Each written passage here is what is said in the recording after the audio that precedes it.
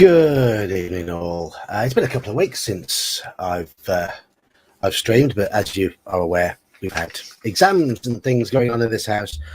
My daughter finished her exams yesterday. Hurrah! That is school done and dusted for her forever. Into the world of adulthood. Greetings, Halakar. Greetings, Elfbait, who's lurking in the lobby at the moment. I will add him to the stream in a little bit. It says we've got a few people watching, but only Halakar has chimed in so far. My internet has dropped out once or twice in the last couple of hours, so let's see how it goes. Hello to grumpy old Slan, and thank you. I'll pass on the congrats to the Nipper. Yes, maths, physics, and geography. Yeah, pretty tough combination. Right, it is very, very warm here tonight, and I know that's by British standards. I know some of you Americans have it far, far warmer. So I've got my windows open. If you hear cars go past, sorry, I'm a short, hairy Brit. I don't deal with heat very well.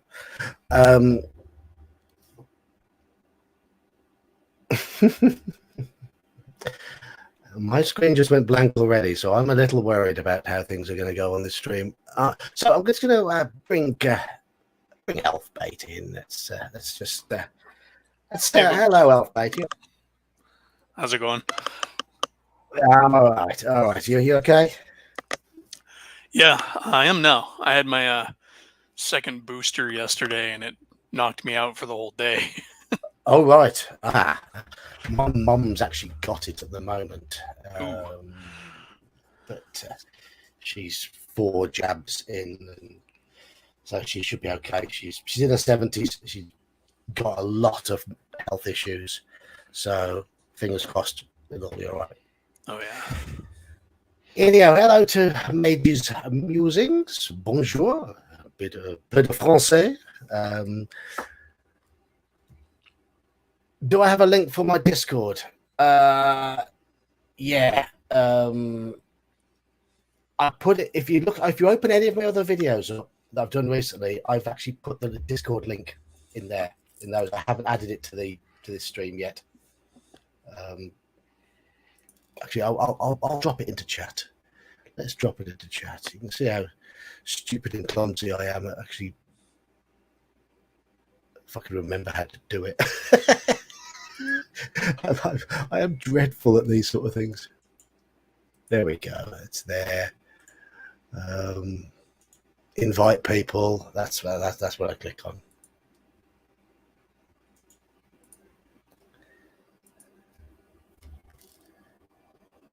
Oh, did we just lose? Just lost Elfbait. Just lost Elfbait. Hope I didn't click on something to get rid of him by mistake. Oh, he's back again. Back again. Welcome back. Yeah, I hit the wrong button. Oh, it was you who hit the wrong button and not me. Yeah, no, it was on my end. All right. So, as I'm sure people are aware, and as I keep saying, so I'm very, very excited about it. I'm very nearly at my 1,000 subs, which is like something I'd never dreamed of. So what we're going to be doing, I'm going to be doing a giveaway. And YouTube can be a bit funny about giveaways, so I will print out everything how it's going to work. But what I want to do is have a stream where you lot are just causing me pain and grief. Come on, ask me questions while I'm busy eating those which are getting incredibly hot, which are getting hotter and hotter and hotter and hotter and hotter. And I'm going to try and concentrate on giving the answers. What, you know, that hot ones thing on YouTube.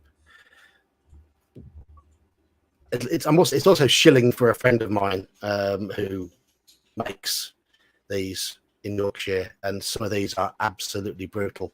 That one there, the Podfather, is one of the hottest things I've ever eaten. So that's the plan for the 1,000 sub stream. Just something stupid, me in pain, people throwing questions at me, and just laughing at my my suffering.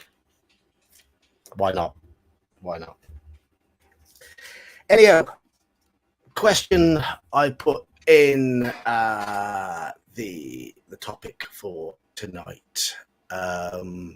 Rules as written. Spirit of the game. Do you lot run close to rules as written? Do you consider it to be the right thing to do? Do you consider deviation from rules as written to be playing a different game? How do you, in what circumstances do you adapt the rules? Do you always adapt the rules, or do you often try and go as close to the rules as possible? That's just the general sort of topic, because I ran a game on Sunday night, and to say that I ran fast and loose with the rules is an understatement. We were playing on Discord. We were playing entirely theatre of the mind. And in my opinion, in that type of game, the emphasis is on describing things, keeping things moving, keeping the action fast-paced, and rules be damned.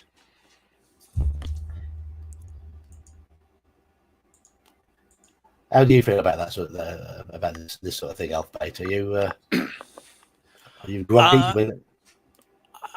So for me, it's always going to be rule of cool is number one.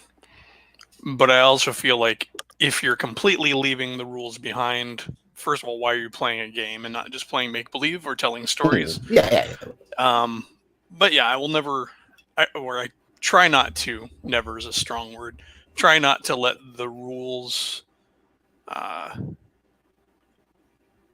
deviate from the fun of the game too much. I mean, actually just ran into a great argument on this recently on a 5th edition post somewhere. Right. The argument was, according to rules as written, the radius of a torch or a lantern, for example, is also the distance at which somebody can see the torch or lantern. And I'm like, that's ridiculous. The human eye can see a candle like 50 miles away. Yeah. I'm like, and he's like, well, the person I was discussing it with was very adamant about, well, that's up for DM interpretation. And I'm like, well, that's why we have DMs. That's why we have GMs. That's why we have judges. Precisely. And I was like, that's just ridiculous. I mean, if I was sitting at a table with you and you told me that I couldn't see that torch more than 30 feet away, I'd get up and leave. I'd be like, no. Yeah.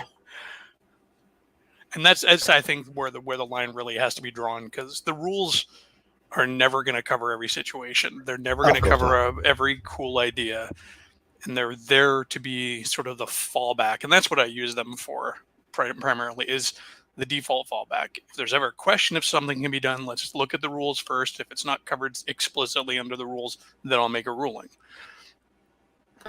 To give you an idea of how I was, here's one of my players arriving from the game on Saturday. Hello, Captain. Right? Hello. Now, just so the Captain if you're familiar with the U series of modules, he has taken on the role of the NPC Oceanus, the sea elf. And we're having a jolly good nautical time, aren't we, on a Saturday at the moment? Yeah, it was absolutely awesome. I'm myself for not being a murder hobo for like the first time ever. But to give you where it comes in, sort of like the rules as written. In order to try and make the module last a bit longer, because they'd done everything right, they'd gone in, they'd done the groundwork. It's the module U2, Danger at Dunwater. They'd done the groundwork. They'd realised that the lizard men aren't the enemy. They'd gone in with a lizard man who they had taken prisoner in U1 and treated kindly. He led them into the lair. So I could have just ended the module pretty much there. But what I wanted to do was to try and just have something more going on in the game. So there is an alternative scenario in the back of that module. It's generally used, according to the module, if the party have slaughtered lots of lizard men and can't afford to pay amends for it. or they need to get the lizardmen back on side. And I thought I'm going to use this as a to say the party are proving themselves to the lizardman chief. And that's where they go and take on a giant crocodile who happens to be under the command of a pan-lunged dragon, which is a tough old encounter for a group of mostly level 2 and 3 characters.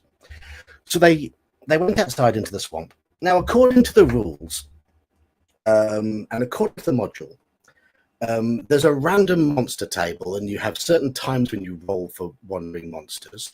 And firstly, I completely ignored that because they said straight away they wanted to go hunting for something to feed the crocodile with. So I just looked at the wandering monster table, picked out, thought, what's suitable for here? Let's have some giant frogs. They killed a giant frog, put the rest to sleep, and then attached a grappling hook to a rope. Ocean has climbed up a tree overlooking the pool where they knew the giant crocodile would be, and dangled the frog carcass over the pool to set up to try and fish for the crocodile. Now, according to all the rules, there's all sorts of dice rolls involved here to climb the tree. Have they managed to sneak up to the pool quietly?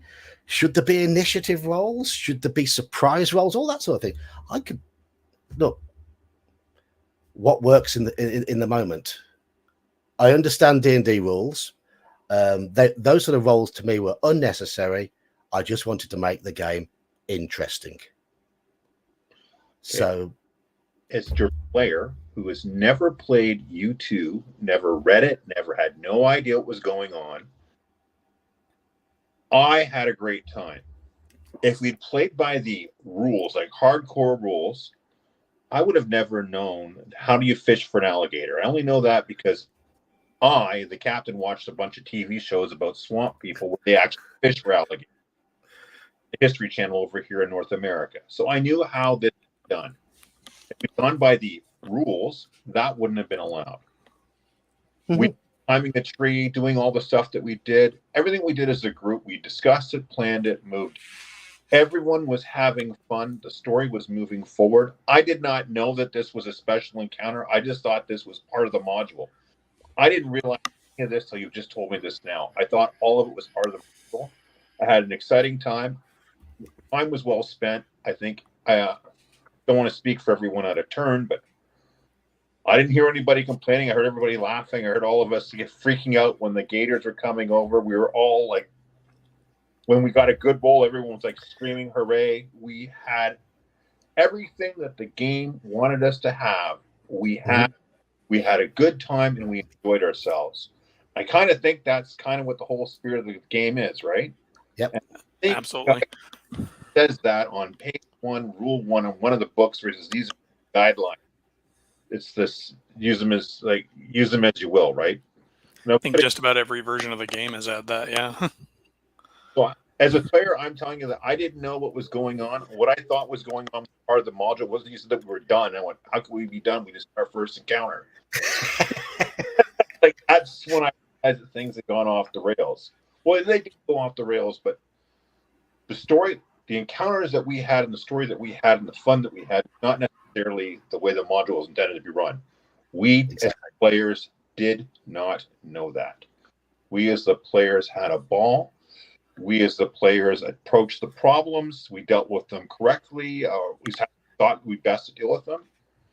I think we all had a good time. We're all like excited with the roles. We're excited with the role play. Everything worked out great. So, from a player standpoint, here's the rule. It's a dungeon game world, right? And it was still AD&D, even though 100% AD&D. We were still playing AD&D. You had AD&D characters. I was using an AD&D scenario.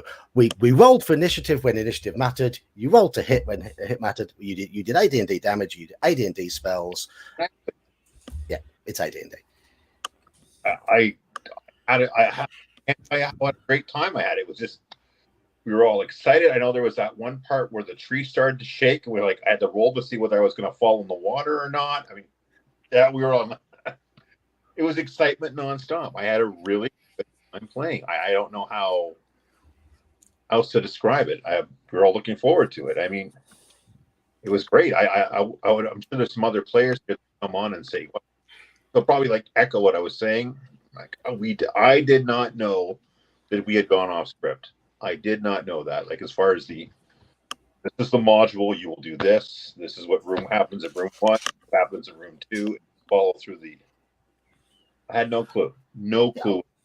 I mean, you weren't miles off script, only slightly. It's well, the whole module without there's a ton of encounters supposed to happen. We would have gone away, right? You pretty much went off script by capturing one of the lizard men in the first adventure. Yeah, because that's what sent it off script. Yeah, which did you tell everyone that I was actually Ned was my first time I played. It killed me right away. I didn't know. Yes, Captain played the part of Ned when we ran. Yeah, you won and managed to murder one of the party members as he should. Because I was very familiar with U1, but that's why I didn't want the character, because I just do too much. There'd be too much. Even when you try not to, there's meta playing, right? You know a module will do well, and there's just too much meta playing. So I didn't want to be part of that. That would have ruined the fun for other people. Okay, so going back to the idea of rules written for me, the amount of game rules that I use depends on the style of game I'm playing and the game system. If I'm running AD&D, and if I'm running online through Discord, Theatre of the Mind, then I will play fast and loose. If I'm running through Roll20, I'll use a few more of the rules. If I'm running at a table, I'll probably use a few more. And I think adjusting your style of play in terms of rules according to the environment you're running in is legitimate. Especially with one particular group, my old Friday group, which pretty much fell to bits. Their concentration levels used to waver. It was a Friday night, end of the week, and so we had to have a board with miniatures, really, for them to remember what's going on. And I feel that led me into using more of the combat rules. For example, moving and attacking. I use the AD&D. You've got to move 10 feet. You've got to be within 10 feet to make an attack. Otherwise, you can only engage this round. I don't use that when I'm running over Discord because you can't be as precise about positions. So you have to get rid of that rule, really, in order to play truly Theatre of the Mind. So I think game style comes into it, and I think there's a lot of expectation I've seen nowadays with a lot of modern players that you're going to play on a board. And I think 3rd and 4th edition are a little bit to blame for that, especially with the way that they codified the rules a lot more strictly and dragged the game onto the board. I don't know if you agree with me there. Roll20 and Fantasy Grounds, those type of things. Like I said, I've been away from the game for like a million years. Like I played when I was like 13, 14. And by 17, I joined the army and realized that girls existed and you could talk to them without getting killed. I didn't come back to D&D till I was in my like late 40s, early 50s, right? And that was the game. And my gateway was Roll20. I work in IT when I'm a reservist, so I work in IT. That's my real job. All the young lads that I work with were all telling me about this Roll20 because somehow I heard them talking about it and I didn't know. And I think thanks to the pandemic, if you read the financials, they made a killing off of Roll20 and Fantasy Grounds and other video type games because people were able to reach out over the internet, grab themselves, play. So because it's on a board because it's on a video, it's easier to play it on a board. It's all electronic. You had all those tokens, you had all those apps, financial costs. I don't think anyone would have played like back when I was a kid. We could barely afford modules. We never played with a board back then. the board. It was all we could do to get graph paper, right? That was like. We even had miniatures. We had a pretty extensive collection between us of miniatures, and we still barely ever used them in playing D&D. Although virtual environments, I found that, with the pandemic and stuff, I jumped over to virtual stuff, and yeah, it has I haven't tried to have it affect my DM style, but I know that I am much more tool and tactically oriented when I'm playing online, to the point where I know it's hurting my descriptions. I know, because I've got I draw my own maps because I'm a homebrew guy using Dungeon Draft, so I've got all sorts of artistic maps and stuff like that. I'm like, I really should be describing this room more, but here it is on the map. A picture's for 1,000 words. Yeah. Face pictures, they mean so much. Like, this is the room. Okay, I can see the room. I got it. Yeah, the room's like this. Okay, if there's something special, he'll tell me. It's the room. I got it. I've got the flavor. It's built the same way as the last 20 rooms we're in. Got it. Good to go. I just think that helps speed the game. But that's the expectation now, right? That we can see it really easily. It's cheap, and well, I shouldn't say cheap. Buying all these maps, that's another cost. But compared to having to buy all these miniatures and paint them all, I mean, I think I also, just for my spare time, I do painting. I put a lot of miniatures, so I know how difficult that can be. So but electronics makes it so easy. But again, with electronics, I still think there's the spirit of the game. There's the hardcore rules, and there's the all this stuff. Yeah, the players came up with this great plan. Sure, none of them, a cleric wouldn't want to know about this because they would have been Everglade. How could they possibly know how to catch an alligator? But as a team, they came up with a realistic plan. Just going to say, you are breaking up a little, Captain. I don't know if you're breaking up for everybody else. You're breaking up a little bit for me. Yeah, a little bit. Tiny bit. Probably just me. Yeah. We're bad. Just going to say hello to DK and to Graham, who have both just joined us. All right, chaps? Yo. All right, John, thank you. Hello, folks. Hello. Elfbait, you are heavily outnumbered now because both DK and Graham were in our Saturday game as well. This is a bit of a Saturday night love-in at the moment. Yeah. So how are we shitting on the Bro SR today? We haven't yet. Oh, anyway, I can only be here for an hour. I've got a Rifts game. That's okay. That's okay. What I was going to say is, I mean, I am when I run my other online game in Roll20, we're playing 5th edition. Yeah, I know. And one of the first things I've had to do in Roll20 is switch off the auto grid snap thing, because that's to stop people thinking about squares all the time. I've just and I don't stick to any of the movement rules when I run that. I don't stick to one creature size per square, any of that. They're little tokens. Yes, we're playing visually on a visual depiction in Roll20, but tokens are sat on top of each other half the time, and I resize them so they can fit in gaps, and because it just helps the game flow more. I find when people start counting squares, you're more tempted to start thinking about the mechanics and think mechanically, and just think, oh, there's a rule for this. Oh, there's a rule for this. Rather than just letting it go, just going with the flow. Yeah, D&D is not a game of chess where knight moves, whatever, like G7.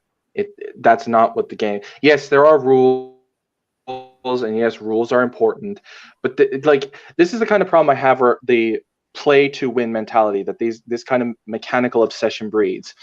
Almost every game that has ever been implemented in human history, that once you have won the game has ended. D&D is a game that, in theory, does not end unless you're all dead, and even then, you can just, the DM could die and you get a new one. All the original players could die, but the game could keep going on with you could go generational with a game. I'm not sure it's been done yet, but I'm sure it's possible. Actually, a 100-year long running game would be interesting. We've all got to behave ourselves now because Saxius is here to keep us all on. Oh, great! The German has arrived. He's actually. I could sense you were getting off track, and I had to get online immediately. I can't stand for this. Get back on topic, you lot. Never.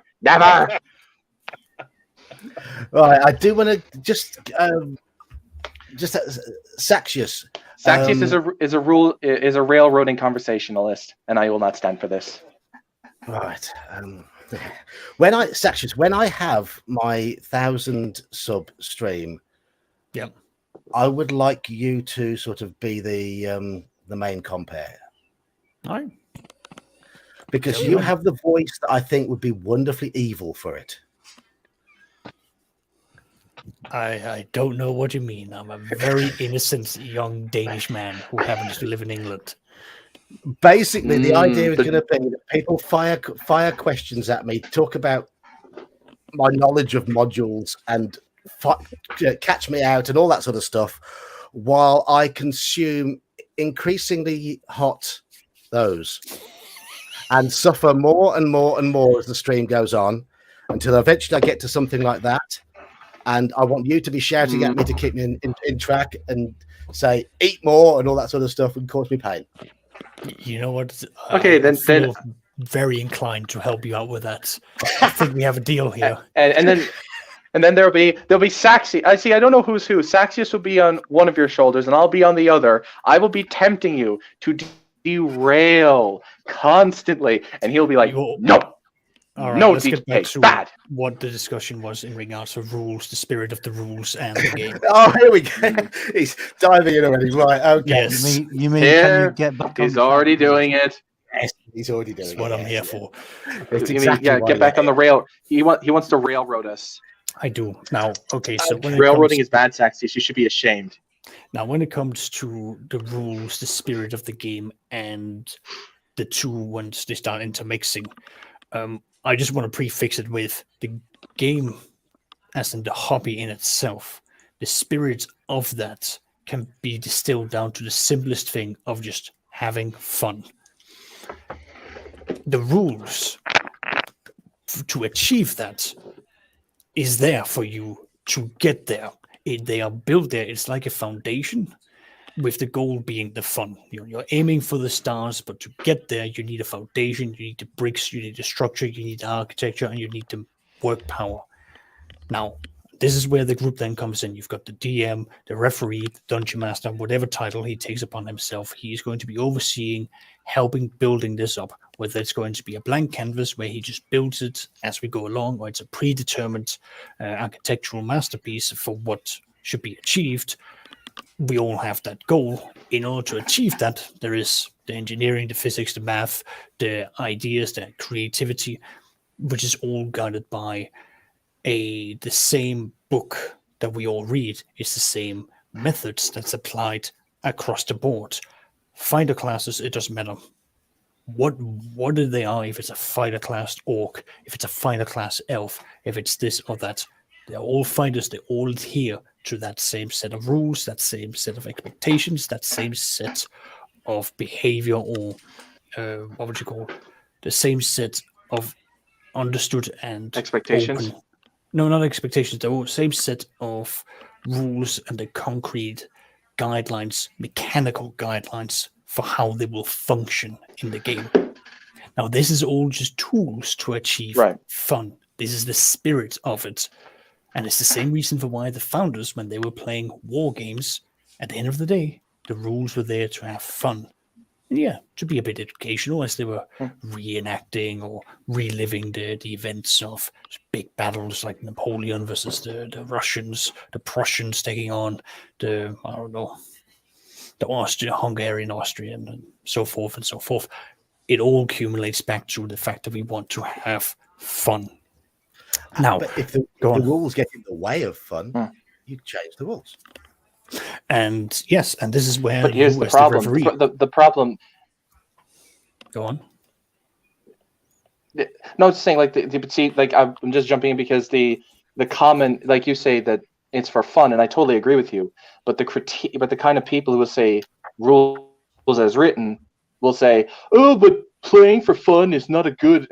Basically, what they're saying is that's not good advice because it's too abstract. Because it's essentially saying, well, if you don't have some quantifiable metric, then you're doing La La Land and you're just making up as you go along. And I would argue, well, that's what the creators did anyway. They made this shit up through play. So, like, they just made shit up until it worked. Like, I don't know what else to. This isn't like a holy scripture. No. You know? Any group, any player, and any DM who said played the hobby for at least a year, if you ask them to think of a time where the DM had to make a call where someone, either the group as a whole didn't know what the rule was, or the rule that they found just didn't seem to make sense for what they were doing, and an adjustment was made, well, this is where the referee, the dungeon master, the game master steps in, because ultimately they're there to help interpret the rules. It's much like how we have lawyers in the modern day. They're here to interpret the legalese that we have here and to help present it in such a way that it's bringing into your favor. And for that, we're all looking at the same text. The interpretation is going to be different because each group is going to want something different. And this is where, this is where some groups are going to have different expectations. A great example is, let's take AD&D. 0 hit points, you're dead. Outright, that's it. There's no rolls, no minors, no save versus death or anything like that. No, outright, you're dead. Rules as written. It's then an optional rule whether you want to go into the minuses with saves and bonuses or any of that form to prolong or subtract from it, so forth. And this is then where many people from OD&D and even 1E, they just made the house rules like, well, I don't want my character to die, so we're just going to go into, like, I don't know if there was like -5 or so on. It became -10 that we all know today. And that was in the first edition Dungeon Master's Guide, the -10 rule. I think it was, I don't think they would have done 200 plus issues of Dragon Magazine if they figured they just wanted you to go by the main books. Yeah. One thing I will say, and DK was there when this happened, the first time I ever went into a certain there was a discussion going on, and I said, somebody said, blah, blah, blah, blah, the rules is written, and I chimed in and went, nobody has ever truly played AD&D rules as written, because there are so many things in there that cannot be defined because they're vague and contradictory. Yeah. And I know the person you were talking about.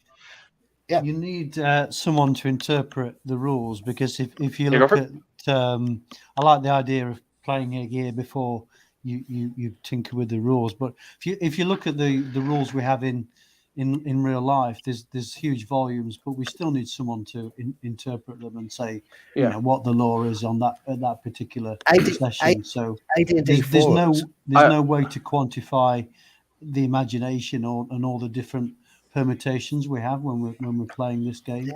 Since the advent of the internet, and I would like AD&D have argued about initiative.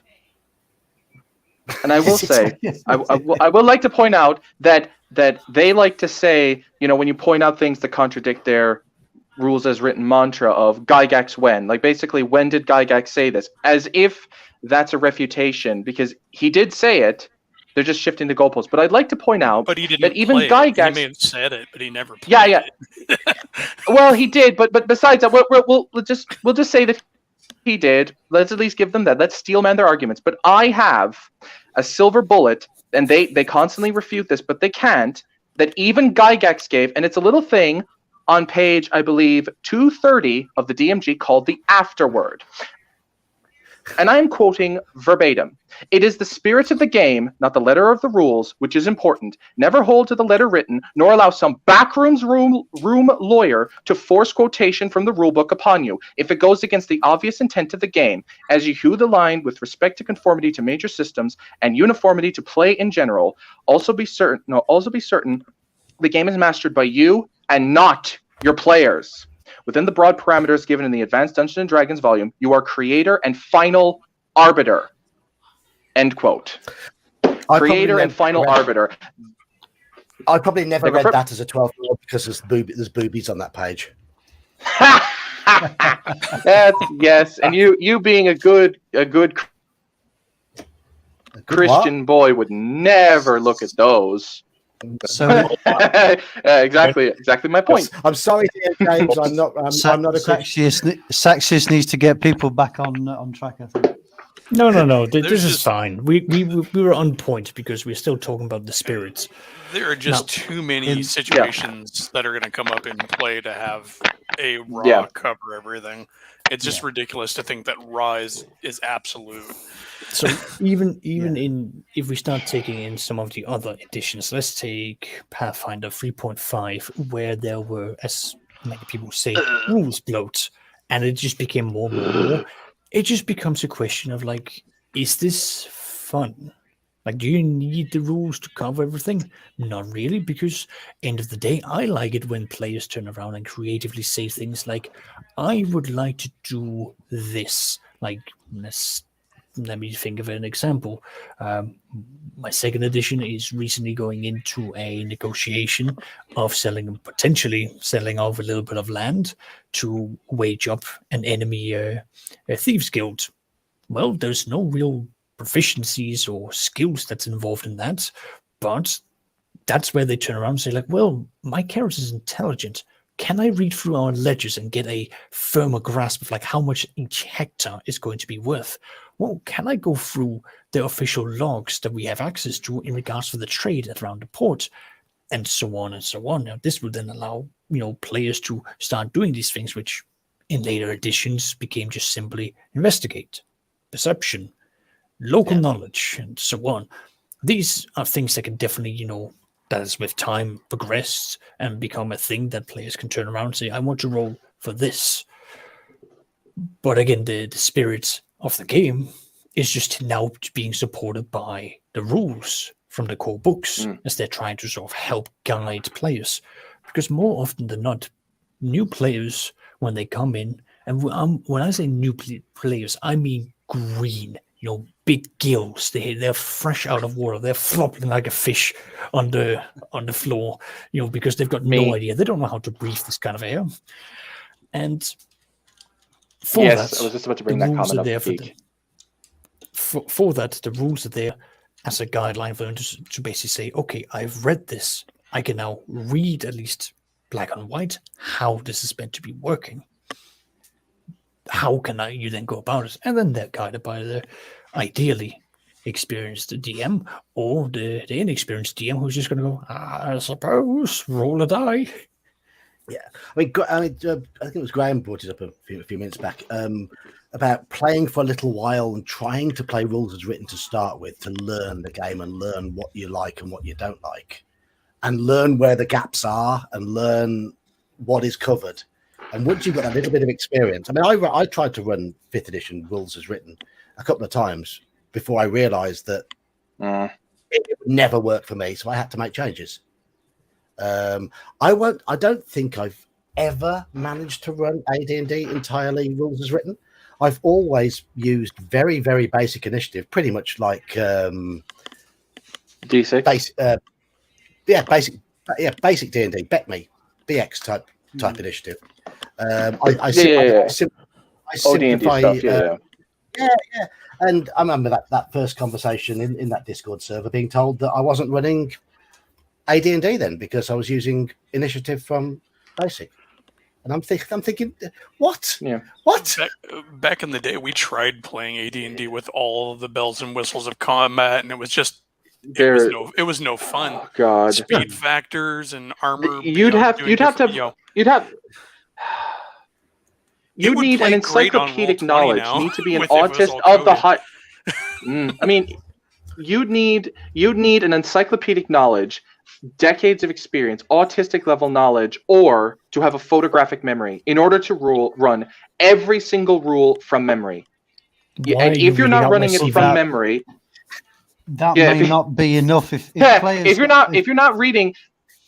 If players are if you're not running creative it and like use from their memory, you're going to. imagination- As Graham says, I mean, Yeah. it's the players are working with their Yeah. imaginations. Not everybody has the same picture of what's going on, and when imaginations go overdrive, things are always going to crop up that aren't in the rules, such as alligator fishing Saturday night. Yeah. Yeah. There's nothing in AD&D Yeah. rules about fishing for alligators with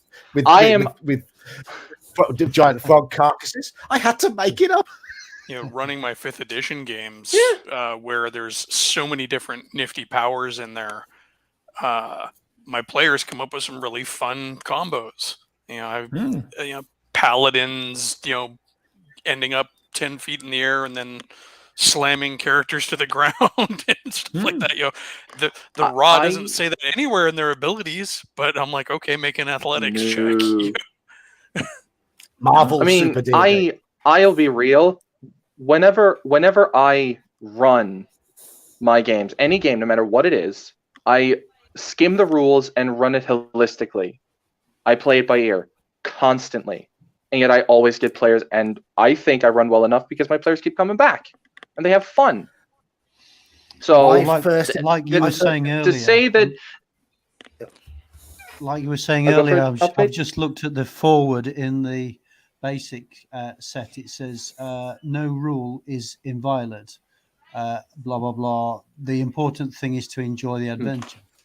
So that sums it up for me. And that's probably they've probably done a fair bit of play testing by that stage, and they knew what worked and what didn't, and what problems came up.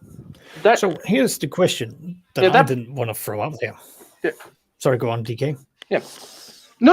You go ahead, Sexius. I've talked enough. Go ahead. Right. So here's a question that I want to throw out here. Now, we're all in agreement that fun is the thing. We're all in agreement that if something doesn't make sense, you change it. Well, the question then becomes, is this a group decision?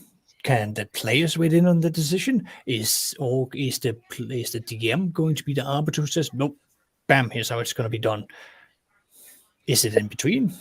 I think DM has the veto. Yeah, DM definitely has the veto. You have a social contract, right? Yeah. We're all here to play a game. DM. If we can't agree, DM, use your DM words, get rid of me. Every time there was a question, everyone starts talking, right? Like, we use Saturday's game. Every time we try to do something, ask, can we do it? Yeah, you can. No, you can't. Hey, this is what we're thinking about doing. Yeah, you guys keep doing. No, you can't. Yeah, you can't. That was all everything. The fishing with the frogs. I understand this is how you can act on alligators. The DM could have said, nope, that's not allowed. You would have never known that. Story, come up with a different plan. Or he said, no, just go with it. Okay, so we went and got some frogs. We went looking for some game. There was an encounter. We all had fun with that encounter. I think the DM had fun with that encounter. We all did. So we applied the rules required. Like, okay, I had to roll to see if I could climb the tree quietly. I had to roll to make sure I didn't fall out of the tree. But they allowed us to do it. We had a good time. We met the social contract. Everyone had fun. If there was a question, DM power and says, no, we're doing this. Yes. Done. And we didn't have any interruption in the flow of the fun. Yeah. And, if I think it definitely goes with both the player and the GM. But the DM has, final say. I mean, players should be coming up with crazy ideas and interesting, fun stuff. Yeah. Yeah. I totally. The way I look at it, I'm a player or DM, I completely agree with that. The players are well within their rights to suggest things and even after the session, have a talk about how things panned out in certain places. But during the session, just let the DM go with it. Like if you, I will say that the way I will say is that the DM should always be open to the possibility that his players will have a good idea. The way I look at it is a DM who always says yes is a pushover. The DM who always says no is a tyrant. There is a happy middle ground, but the DM should always remember that he should always remember that he can say no, and should exercise that if and when it is appropriate. Yeah. Like, yes. For instance, I try and kill one of my party members. A DM should often say no. You're here. It's a social contract. You're a team. There is no good reason why you should kill another party member in their sleep. Why would you do that? You know. One other thing I'm going to say is as well. I mean, because one thing I'm just slightly guiding it a little bit away from the social contract thing. I believe players are more creative when they know that the DM is open to ideas and adaptation of the rules. If they know the DM is a stickler for the rules, they will be less. They'll be less creative. They'll be more mechanical in the way they approach everything. I would agree with that. Yeah, that's pretty sound. I would say that's even evidenced by systems that are heavier in the rules tend to have players that play control panel characters as opposed to really getting into their characters. Yeah. I mean, I'd like to give a good example with this. I'm running 5th edition. 5th edition's got a sort of weird mix of, it's got some good mechanics here and there, but it's quite whiffy-waffy for a lot of other places. And I've allowed the players to more or less establish that, since we now have a group where everyone can do a little bit of magic, all right, rather than us just having, only the arcaners can do arcane. Well, now I'm letting the diviners cast out any form of divine spells to find evidence that would help them from a more divine point of view. But I keep all the information that they would then get relevant to how they're approaching it. So I'm allowing the players to basically say, well, I want to tap into the world of magic, and here is what I want to sort of try and find out. Okay, you're not casting a spell. You're just basically doing almost like in Warhammer Fantasy. Magic is like winds. They flow up and around, and they come in many colors. You're just tapping into that world to see what the currents are like for you to be able to predict the environment around you, or to read what the environment is like around you. Yeah. Good example is when necromancy is heavily used in an area, I always say that the real world has layers of frost, the temperature drops. These are sort of negative effects from the negative and shadow plane being so prevalent and the magic being used. And anyone who then casts magic, like detect magic, read magic, that sort of thing, will start seeing that, the veil here has been weakened closer towards the shadow world because necromancy has been used very prevalently. Similarly, destructive magic is going to lead you closer towards the abyss or the hells because it's just very chaotic there.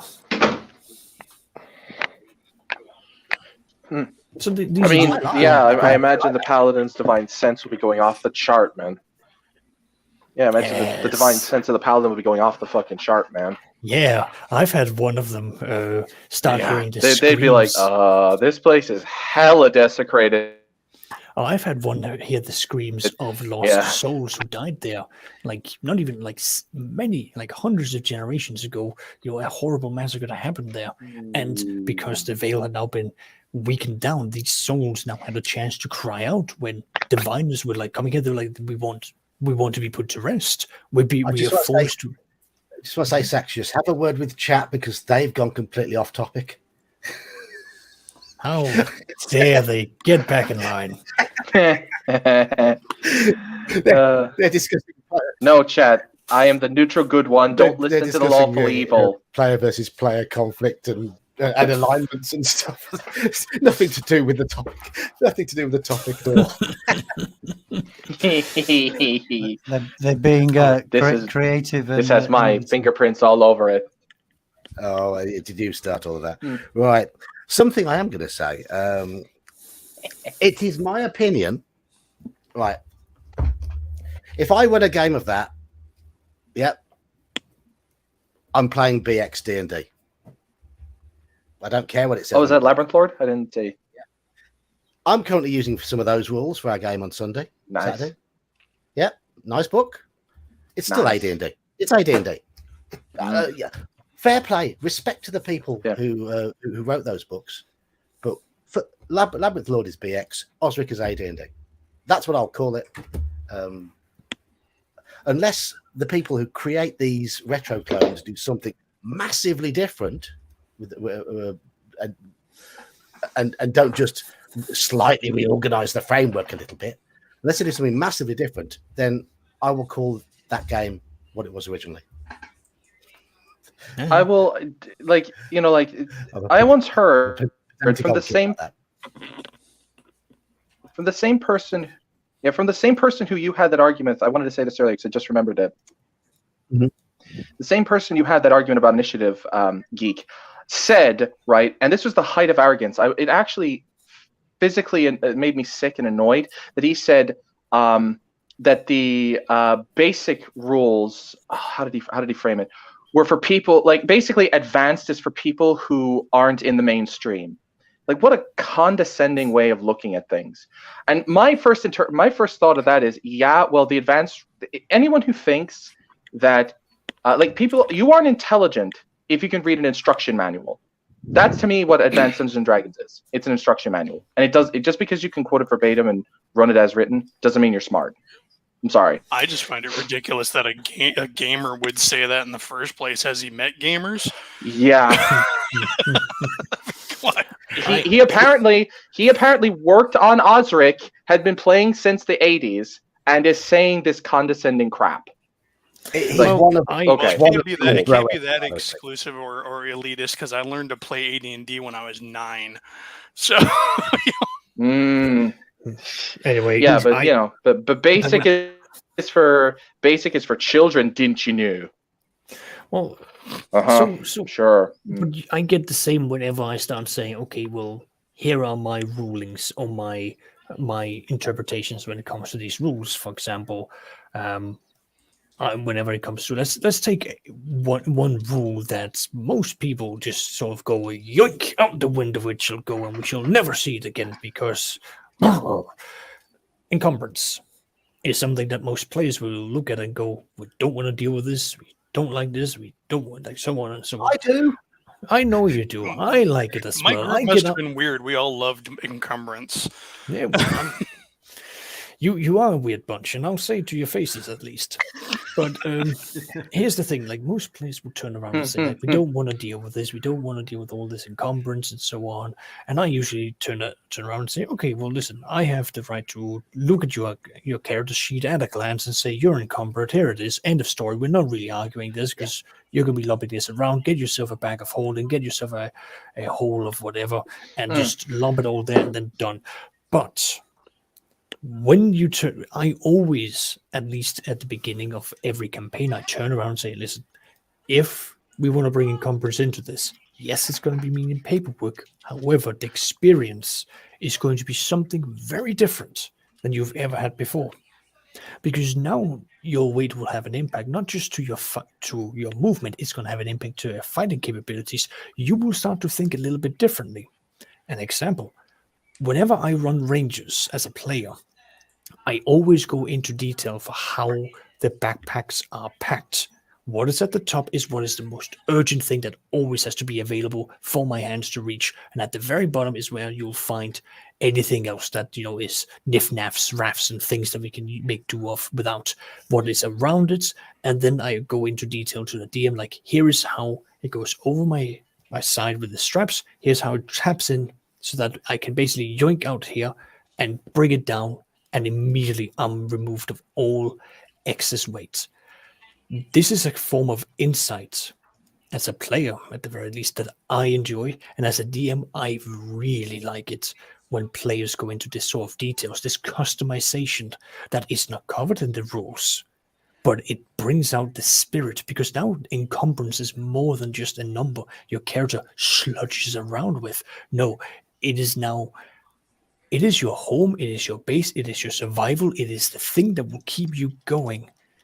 And this now has a whole new dynamic into the game, which many players will look at and not really see the potential of, but it's a niche taste. And once the players realize that now we're dealing with a more survivalist idea, that you, as a group, you have to rely on one another. You can't be a one-man castle. Well, you can if you're a ranger or a fighter with capabilities of such things. But that's the point I'm trying to sort of slowly snail my way towards. A rule such as Encumbrance has, in the spirit of the game, much value to be added. However, it is often, and it is often for the sake of achieving a different form of fun rejected, because the orientation and the prioritization of what the group wants, which ultimately, that's who we are here to have fun with. And me as a DM, I've done this for many of us. Have done it for decades at this point. We probably won't mind because, like, okay, well, I want to have fun too, and I have fun if I get majority of them to have fun. So yeah, I'll have fun with other areas. Like when you get a ship, I absolutely will make one of you bastards check how many days of rations that you have and how many barrels of water you have. And yes, I will have my own Excel sheet to keep track. Don't you worry. But are you keeping track? Because I know when you're going to hit malnutrition. You don't. In my 5e game in the Lost City, I've been quite loose with Encumbrance there, but I've only ever stepped in when I feel like someone is pushing it a bit too far. And I've occasionally looked at a character sheet and gone, all that gear you're carrying, you're struggling to move. Can you just get rid of it? And they will. They'll say, okay, point taken. I would like to use it a lot more, and certainly if I keep threatening to run a MERP campaign, it is absolutely crucial to that game that people keep track of what they're carrying, because it affects your movement rate, it affects your initiative, it affects your chance of success in almost every physical thing you do. So, well, survival in the wilderness, it can be a sense of achievement. So that's the fun part of it as well, or fun to some people. And then there's the other kinds of people that will just, they're tempted to carry too much stuff, and they just get a friendly tap or a warning, and they say, okay, well, I'll ditch some of my things. They don't want to keep track of every gold piece, but it's the same sort of principle. I mean, it's a game of resources partly, anyway. I watched a stream many years ago now where they were playing 2nd edition. The group it was a bunch of people who have never played before, and the natural evolution was that they became murder hobos, fantastically efficient murder hobos. And true to the nature of the murder hobos and the munchkins, they murdered a bunch of knights. Why? They had stuff, and they were bullied. Well, the knights had been mean to them, so naturally that was enough to just kill them. And they looked at that. They looked at all the suits of armor in front of them, all 12 of them, and just went, oh my God, I've read the player's handbook. They're worth a lot. And the DM simply just leaned over and asked, how are you going to carry 12 suits of armor?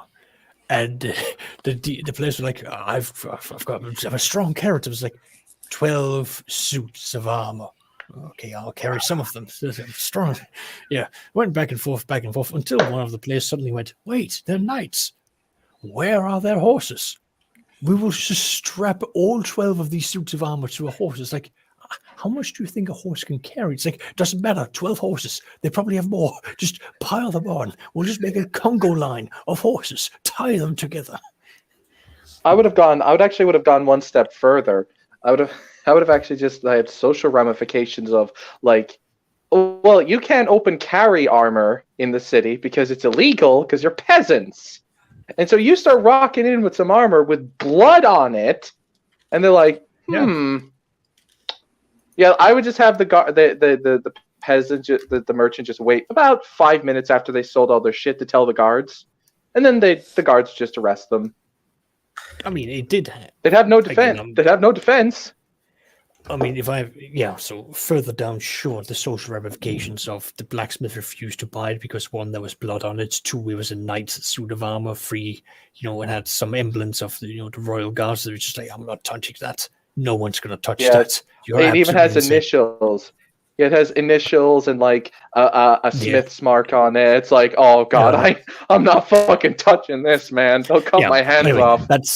There was a stream that was put out there as an example of where Encumbrance was being used, and the DM was basically trying to turn around and say like, okay, I'm enforcing this now. We've not really been paying too much attention to it, but like now I am cracking down on it, and I'm cracking down hard.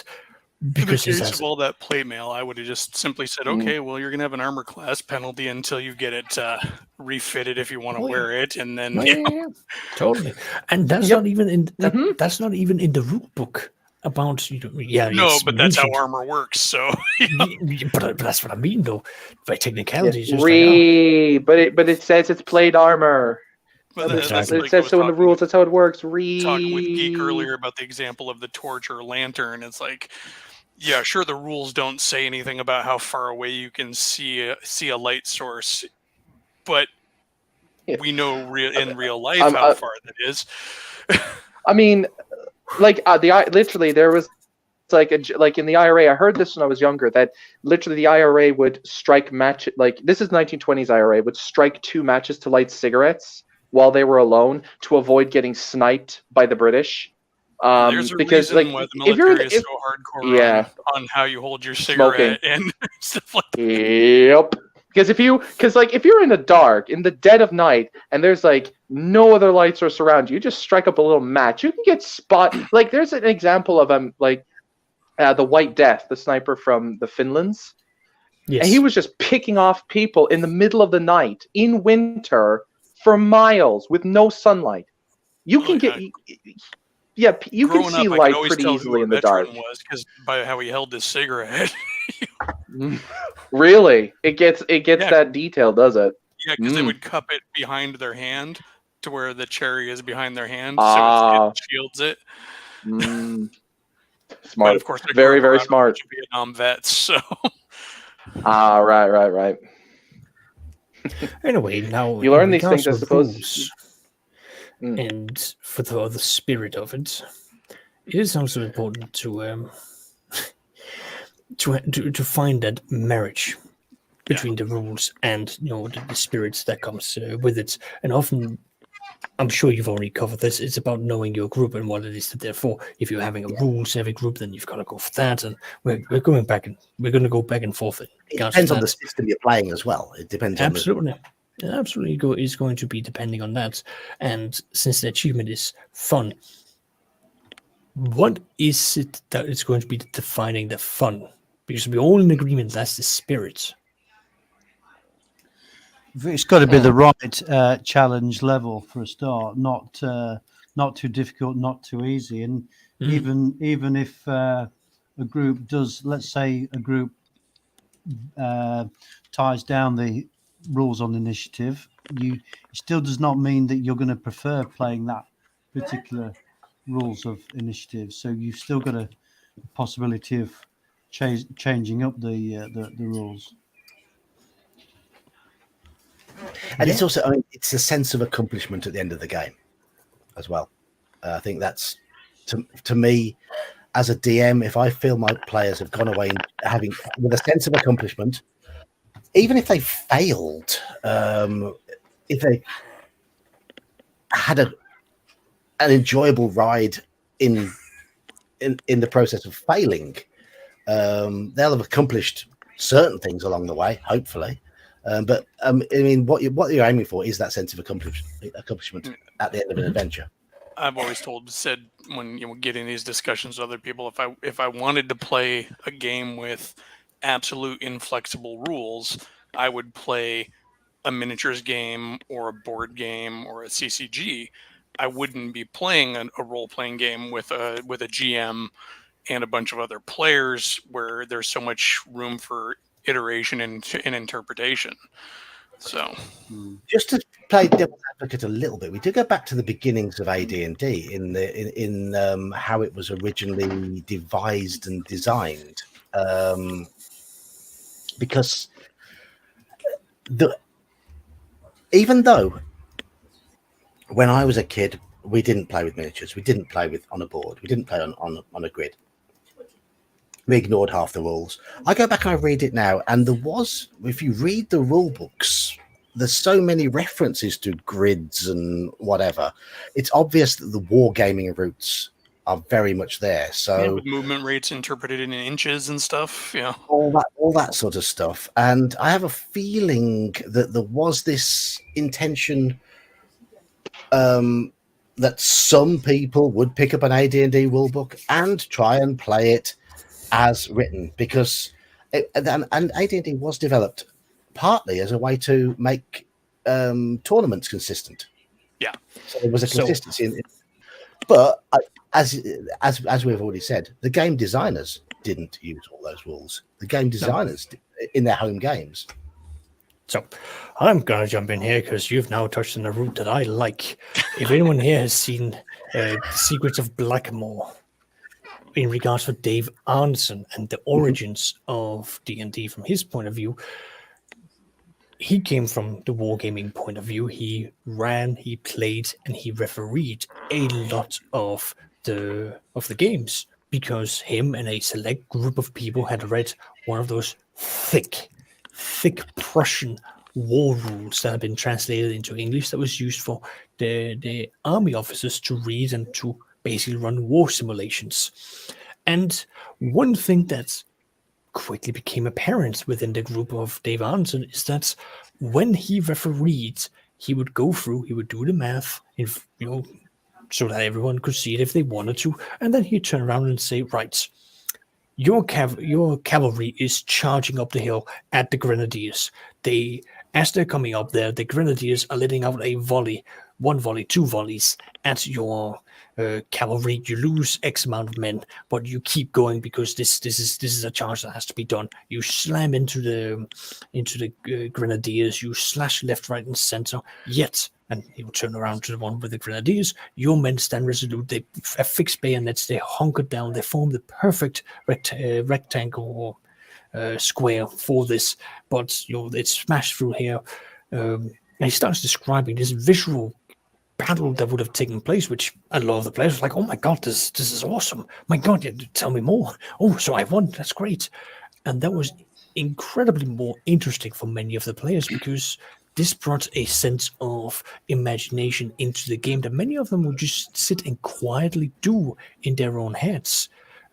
Even today, if you attend, most war game, not tournaments, but war game, just casuals, they will enjoy the game because they like the story that unfolds, the randomness that comes from it. Some of them, including myself, will have miniatures where there are deep stories to them, units where there is very wealth of lore behind how they got the name, why their uniforms are as such, why that character has got an eye patch, and why they have a monkey who's running around with a gunpowder bag. It's just you're in my territory right there, man. I know I am. I've had dialogues between my army and an opponent's army. Used to play Bretonnians for Warhammer, and just throwing out insults with bad French accents and and quoting Monty Python at the table and stuff like that too. It's just amazing. I'm just imagining you would then just have just a joke where you throw a mini football between them and they just do and you have like a Christmas tree in the corner on Christmas Day. That'd be kind of funny. Only if you're playing World War One. Yeah. And only with the Germans. But no, you're right though. I mean, I've gone so far as to model, take a perfectly painted figure and model changes to him over the course of a campaign. Absolutely. He's been awarded this ribbon, so here I am with my green stuff. He lost a hand. Where's the side clippers? Exactly. But this is where I'm coming from. Yes, there is a whole lot of the wargaming influence, but it came from the same sort of spirit of having fun. The wargaming has just sort of been very prevalent, at least even into like the old D&D. Again, it was very much referencing, men at arms. Here is a swordsman +1 and so on. This was where it all came from. And in order to get more people in, they kept that same sort of rules that people weren't exactly averse to it. They were familiar with it. And it just became more gradually fantasy. I mean, to actually bring up something that DK said, there is actually a generational campaign that's been going on. Dave Arneson's family has been playing more or less the same game once a year, in honor of him. But it's going down to his daughter and his granddaughters are participating in it. It's an ongoing thing that's been going on in the world of Blackmore that he created within the world of Earth in Greyhawk. I know my kids are arguing over who gets my notebooks. Right. Oh, good. Good. Now, Elf, here's what you do. You put the notebook at the center of the room. One gets a spoon, the other one gets a spork, and the blood sport shall just be natural, like God and man intended. Well, this is of course all when no, I'm that's dead and not how gone, geeks do it, because that's unfair. Because no, you make them do it the geek way, the real man's way. You have them play chainmail, and whoever wins the best round of 5 gets the shit. That's how you do it. Write an as epic Gygax campaign intended, just for them, and steal it away in a box somewhere in my stuff. So when they're looking through my worldly possessions after I pass, they'll find this thing, and it'll be like, to my children. Then you could make it a very heartfelt one as well. And here's me being a dickhead when I.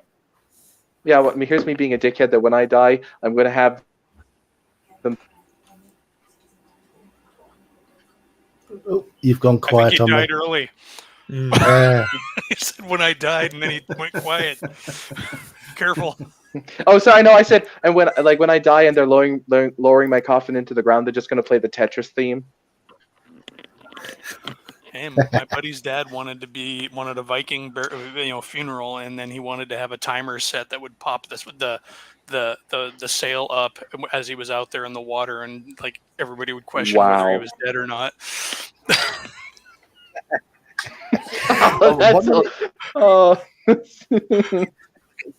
You have to understand who he is to understand that. I have a very good picture. I have a good picture. I'm going to drag us back a little. Anyway, let's get a little bit. I'm going to drag us back a little bit. Because, the reasons why I'm sort of thinking about sort of like the mechanics and even the war game side of it is the nature of the next adventure in our Saturday game. And I'm not going to give very much away as Graham and DK are playing in it, but a few people in chat might well know you 3, the final enemy. Quite what's involved in that. I am scared. Absolutely no idea how I'm going to run it Theatre of the Mind entirely in Discord. I'm going to have to adapt things quite intensively, because if I was going to run that rules as written, it just wouldn't happen. Yeah, I felt really bad as you were explaining, John. Like you were going through, I mapped everything, I had it timed, I was perfect, it was amazing, and then done in a session. It's like, oh, yeah.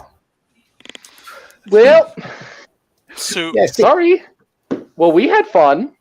On the kind of going back to what Sax was saying about Arneson and stuff, and if you want to read a really good example of a tight-knit gaming group, a little bit more modern, I mean, as in like in the internet age, the page has been archived, but it was this group of predominantly historical players who then wanted to use it's a miniatures page, but it's a good example of Spirit versus Raw, right? They wanted to play disjointed historical battles, say, what if the Zulus fought the Prussians, kind of a thing, right? And so they created their own world, but as they kept playing, this group would just roll with the fun, whatever a guy would do. Like they're playing totally historical, and one day some guy shows up with this Arab steam tank that was made out of a plastic Easter bunny toy called Al Rahab or something like that, and they just rolled with it. One guy shows up one day with a shoebox for everybody full of parts and says, okay, in a week we're going to have a land ship war. You have to build it with whatever's in your box, and then they all got back together. But again, that whole concept of spirit versus raw, guarantee you half that stuff was nowhere in the raw that they were playing, but they would just roll with it. By the time they were done, it was this amazing thing.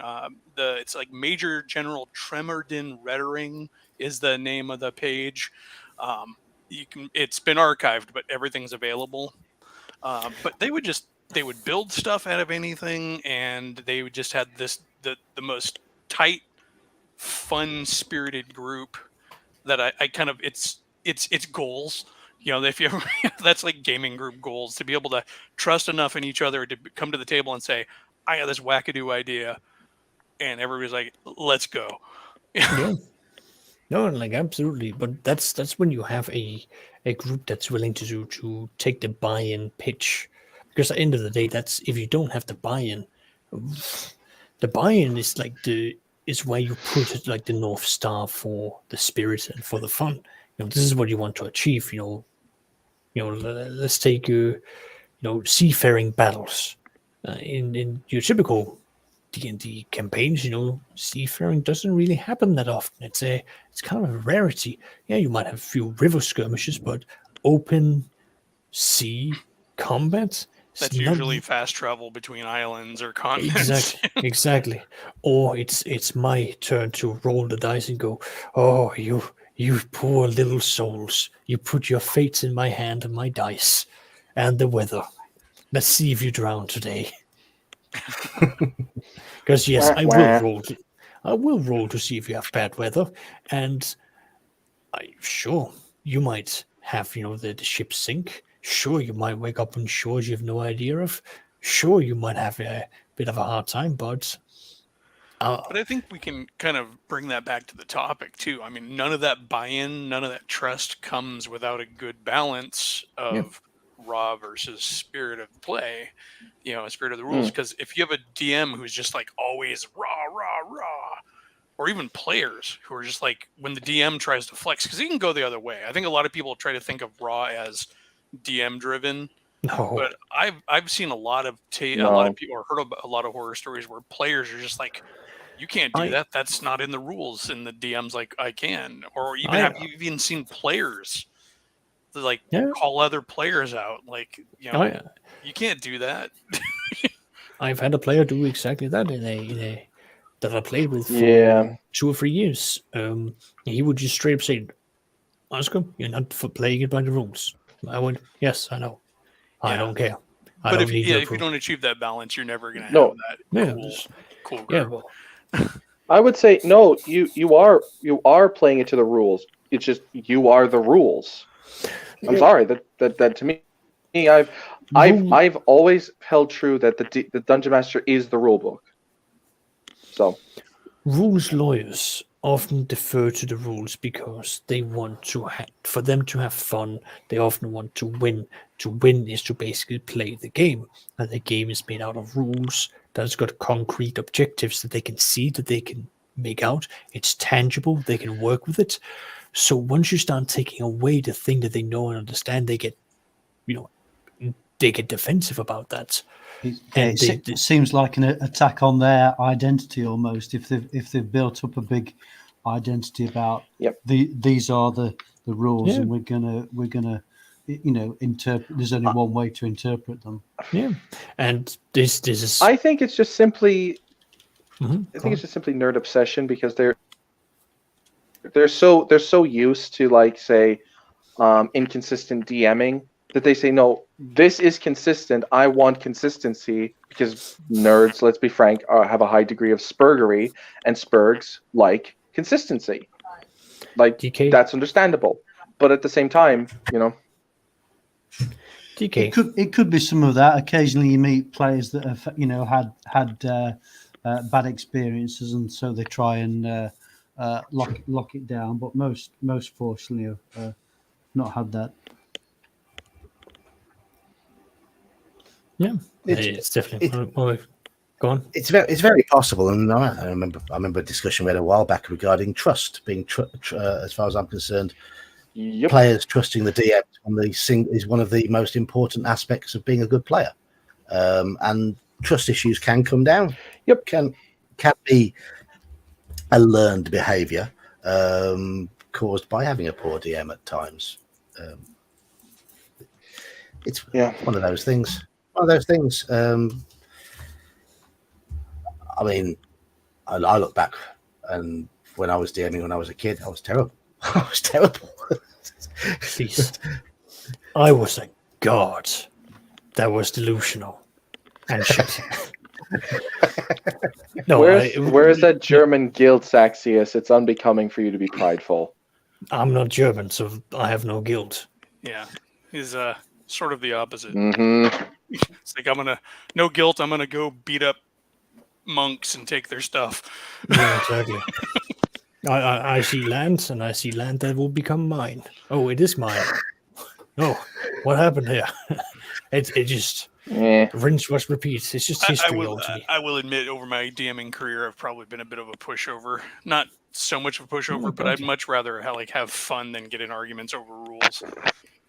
Yeah, same. I mean, but this is where you mature. This is where you start finding. I mean, for me, when it comes to me talking to players, they're like, I want to DM. I don't know how to do it. Like, what's the tricks?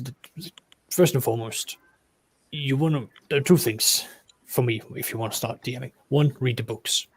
Like, just read them. You have to understand that there's work that has to be put into this as being a DM, and there's no way around that than you sitting down and reading the books cover from cover. You just need to do it once, but the whole point is that you have to understand that there is a lot more to the game than just showing up and rolling the whole dice. There's a very big thing in there, but you need to be exposed to the encyclopedic knowledge of it. Let's say AD&D, the core 3 books. There you go. Just start with those 3. Once that's done, find out what you want to be good at as a DM, and then go for it. Before you deviate from the rules as written, learn what they are first, and at least learn the framework. You don't need to learn every little snippet. You just need to know the framework and what the game is trying to achieve.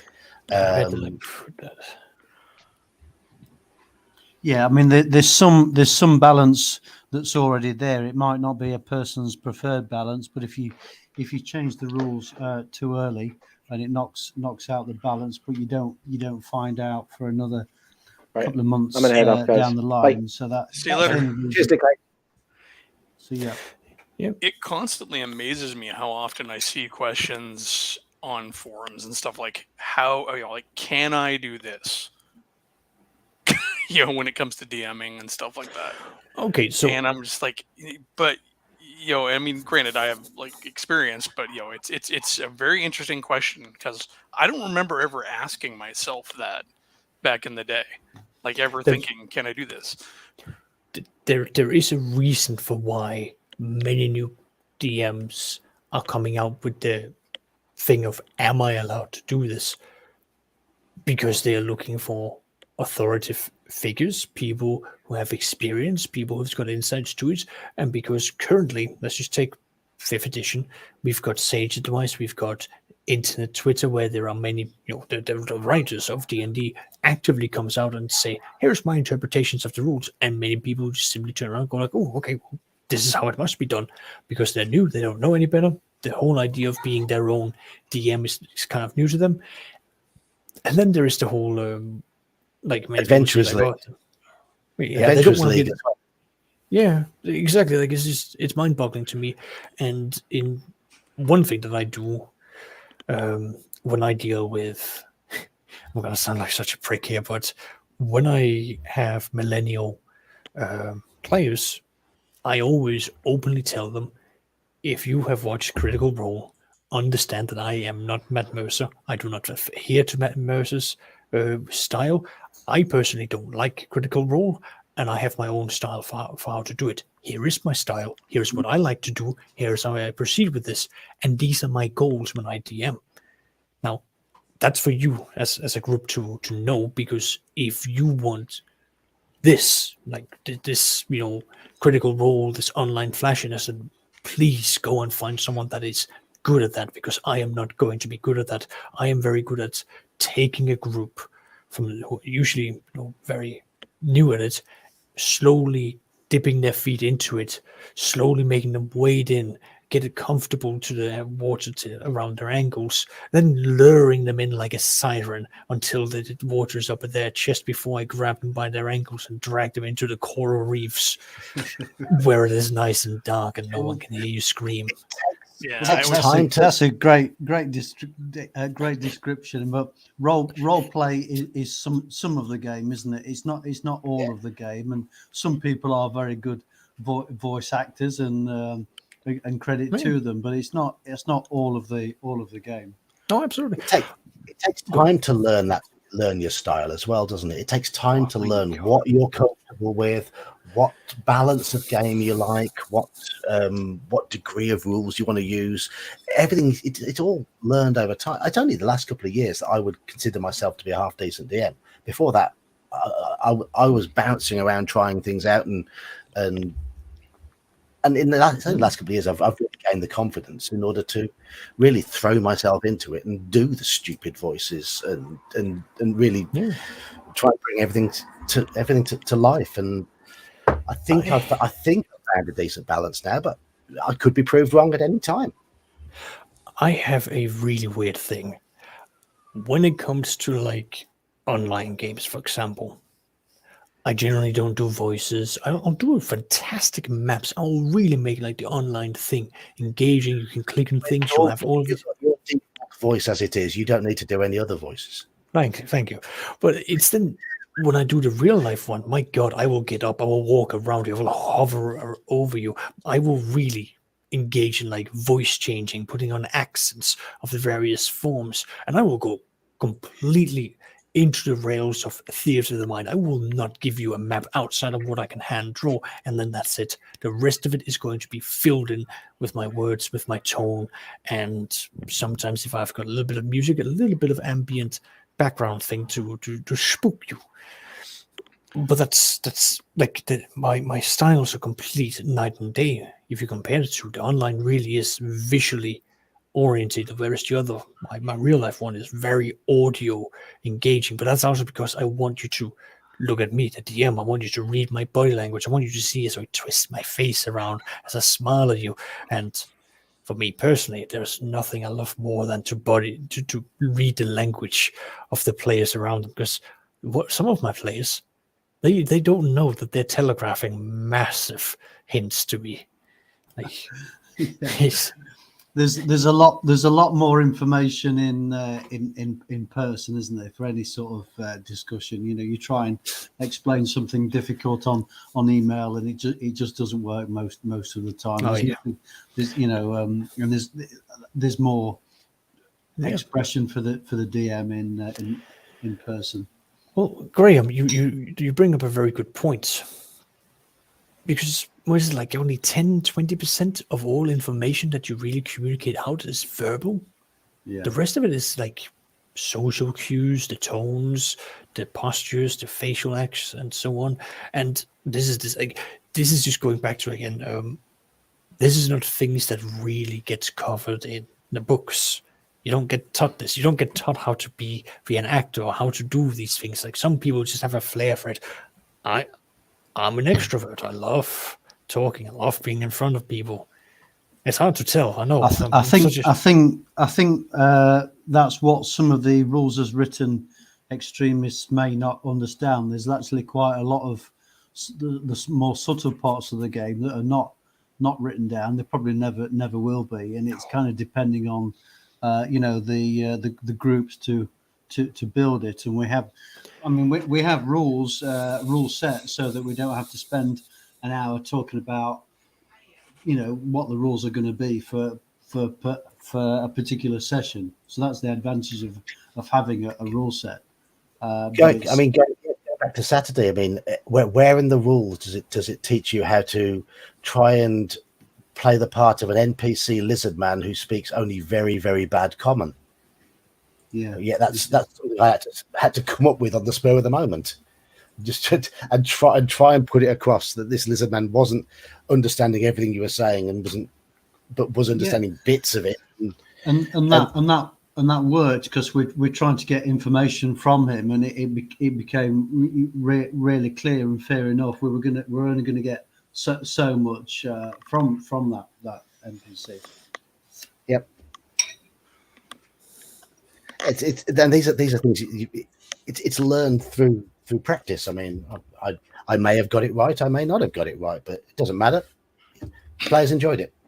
Sometimes it just depends on my mood too, because even in the same situation, some days I just don't feel like voices. Yeah, a lot of times I'll establish the voice up front, and then later on it's like, and so the merchant says, or Bob the farmer says, after I've already established what his voice is, because maybe I don't want to continue with the main accent for the entire game or something. No, yeah. I mean, definitely. I mean, I know we're talking about the voices, but I still think we're on point because this is specifically looking towards the spirit of the game, and it's not covered by the rules because this is just. Let's take first edition, AD&D, the DMG. It is an absolute goldmine. It's a fantastic book. There are some wonderful things in there that Gygax really tried to bring out from the years that he had been experiencing running games, doing cons, selling his books. He really tried to push it all in there for someone to have a codex of it, but it will only cover so much because there are also so many rules that are just they're not fully explained. Or it's just an expectation.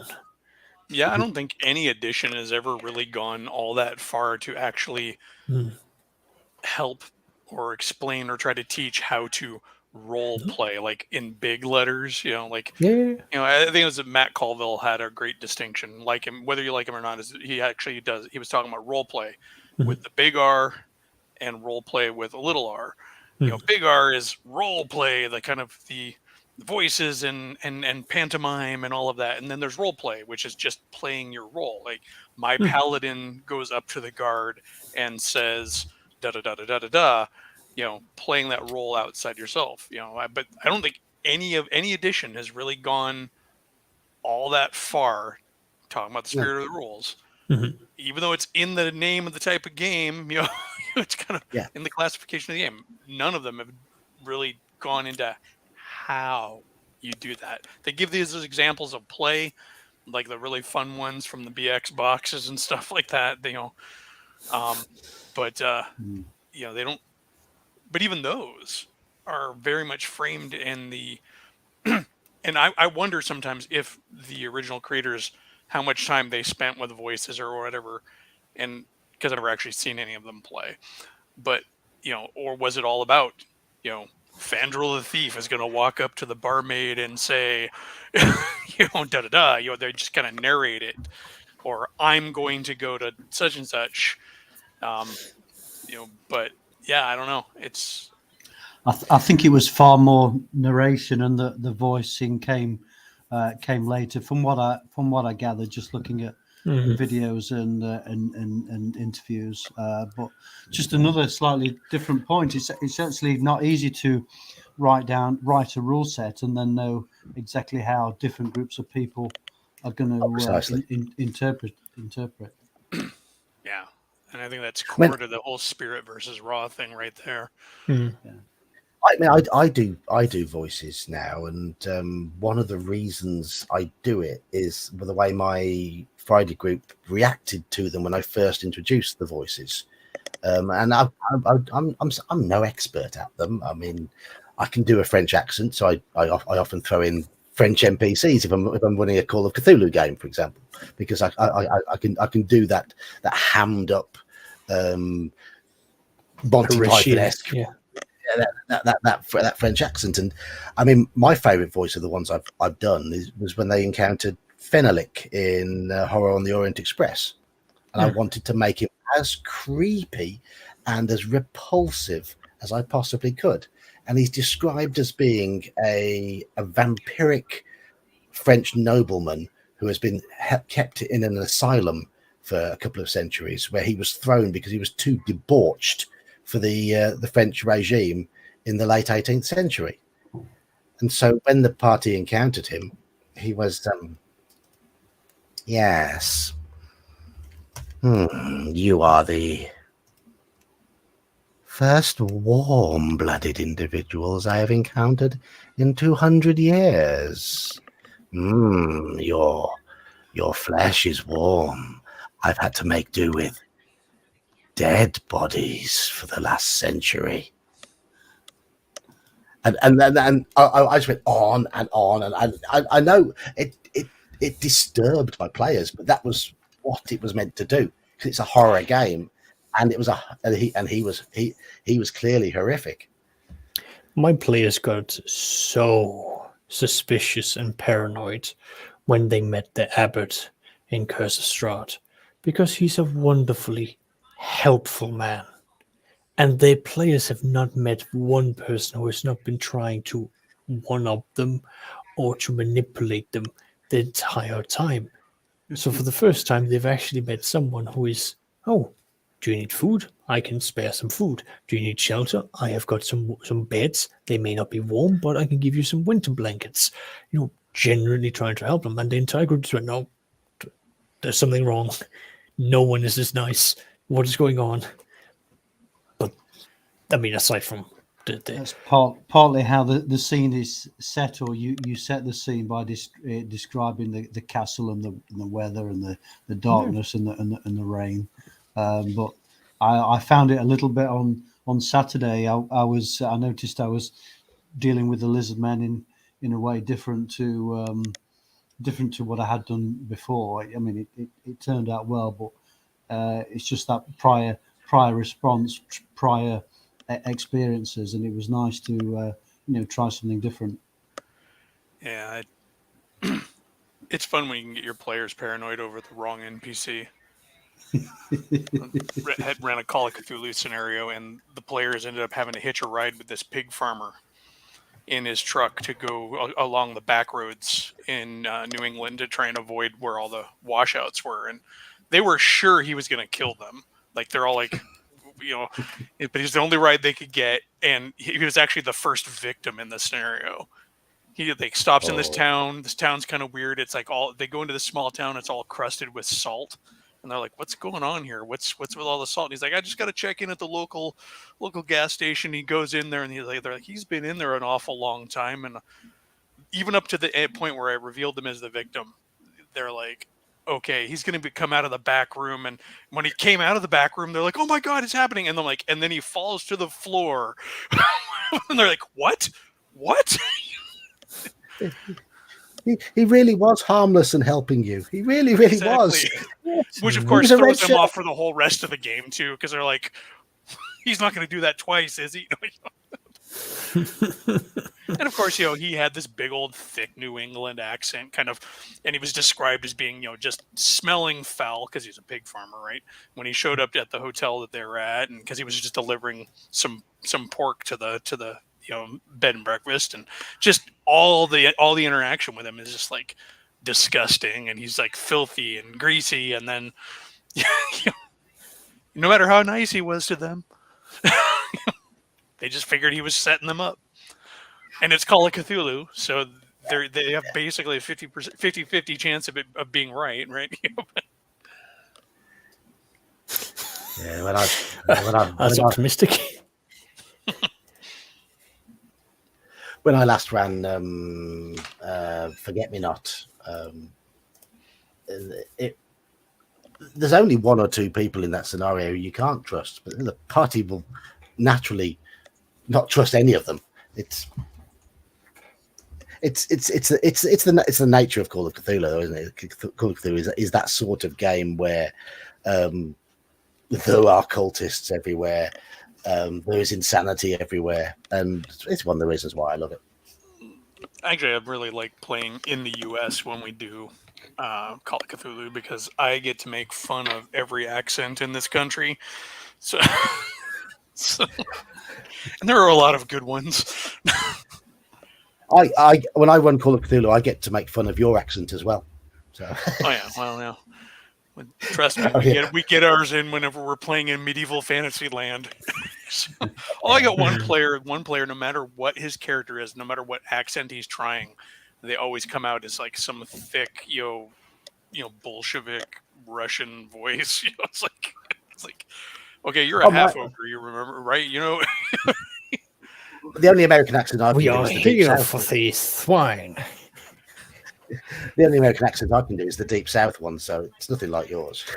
it's funny is I always hear that with like British actors and stuff. That's the easy one for them to do too. Is the Southern accent. You just drawl it, don't you? Yeah.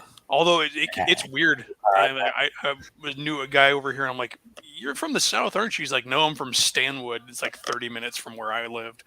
I'm like, "What?" He's like, "Yeah, 2 years stationed in Texas gave me this accent, but gave me this accent. Just 2 years being stationed in Texas, and he picked up their accent." Oh, that's fun. Gents, I'm gonna have to go, but thank you very much for the discussion. Really, really interesting. So Cheers. enjoy Cheers. the rest of it. Thank you all. Right, so All right. let's see what's chat's been wobbling on about anyway. They've gone more off topic than we have. No, they're talking about DMing being a science and an art. Yeah, that's a good one. They want to hear your American you've got accent. They want to hear. Give it a go. Right. Okay. I'm afraid I'm going to use the accent when I run what's it called? Deadlight in Call of Cthulhu. There's one of the characters, Jake, in there who is a farmer who is drunk, and they turn up with a young girl in her night clothes at the diner, and he's like, yeah, little lady, yeah, you come and sit on my knee. Where's that coffee? Gil promised me some coffee. Why you staring at, motherfucker? And all that is that sort of approach. He's unpleasant. I tend to use him as a red shirt in the adventure and get him killed off really early on, but he's designed to be. He's in there to be nasty, and in his description, it basically says that he's an unpleasant, misogynist. So I play him up like one. I hope that wasn't too bad an American accent for you. Well, like I said, there's plenty of them here, so it was probably right somewhere. I would be too embarrassed to do my English accent. It's better than Kevin Costner's, but it's. Apparently there was a little New York in there with coffee. Yeah, it's the New York accent. You can go down to the corner with a quarter and buy a dog and a cup of coffee. Is it more like coffee down south? Coffee's kind of, well, yeah. Although they probably wouldn't even call it coffee down there. That's the one thing I always get stuck on is like you can know the accent, but the actual like the slang and the dialect and stuff. Round where I live, it's coffee. It's the Birmingham accent. Anyway, should we try and go anywhere? Are we going to go anywhere near the topic again? Have we done? Well, I'm about to take you in. I'm about to take you in on a Discord for something that's from my DM training slides. I didn't know how I could bring it up, but no worries.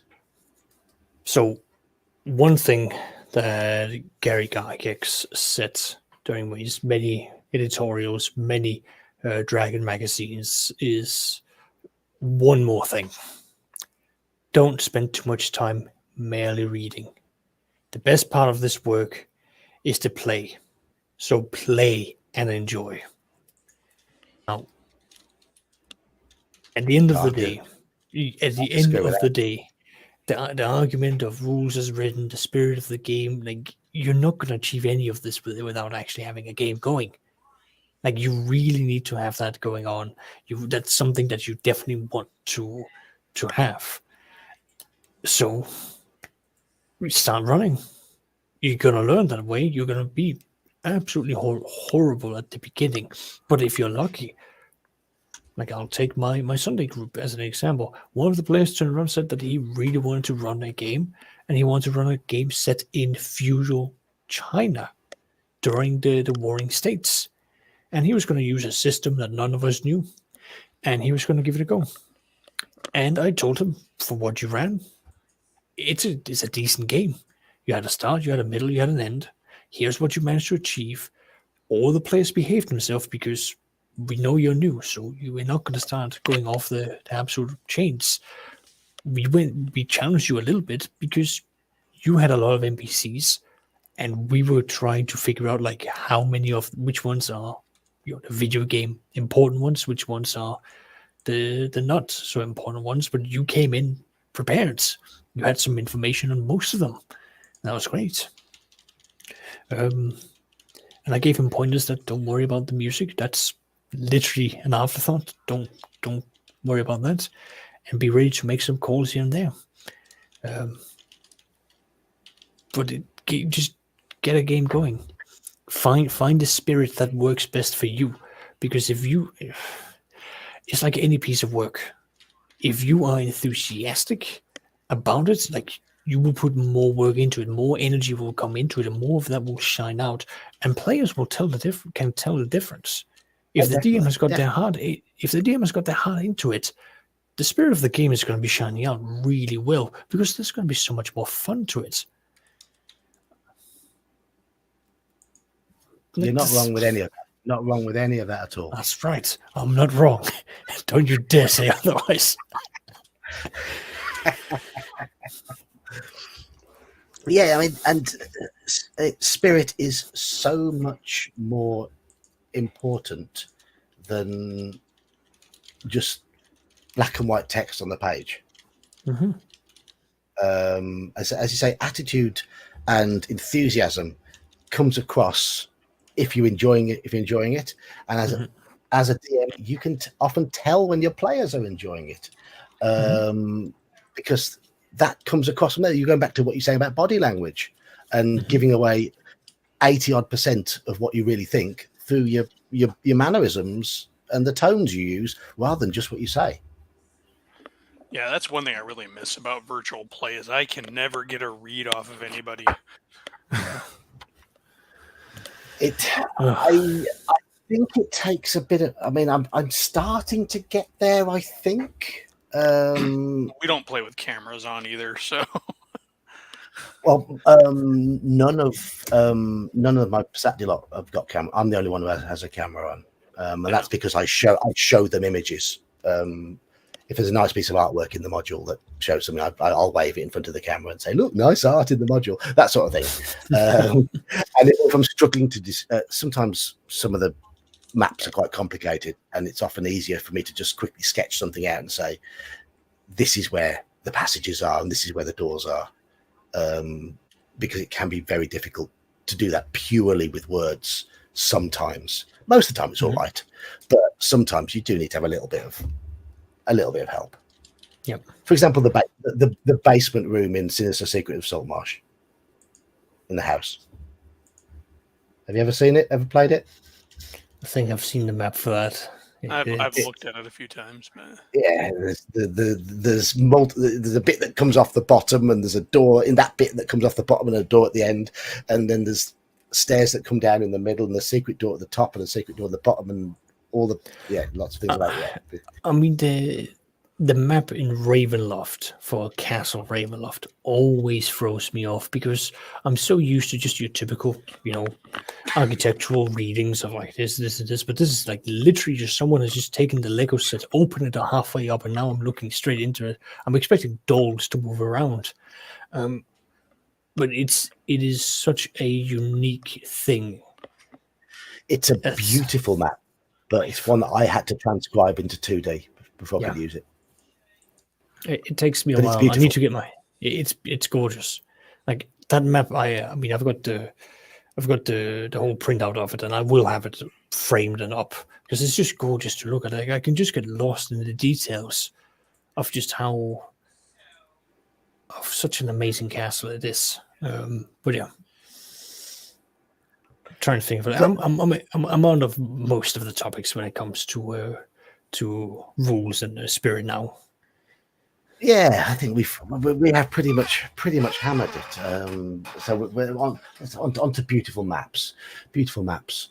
I think there's only one system that trumps Ravenloft's maps, and that's almost all of the maps that feature in the MERP modules. I don't know if you've seen my review. If you've seen my review of Bree and the Barrow Downs, I just keep going on about the map. I just keep going on about the map. It's just so gorgeous.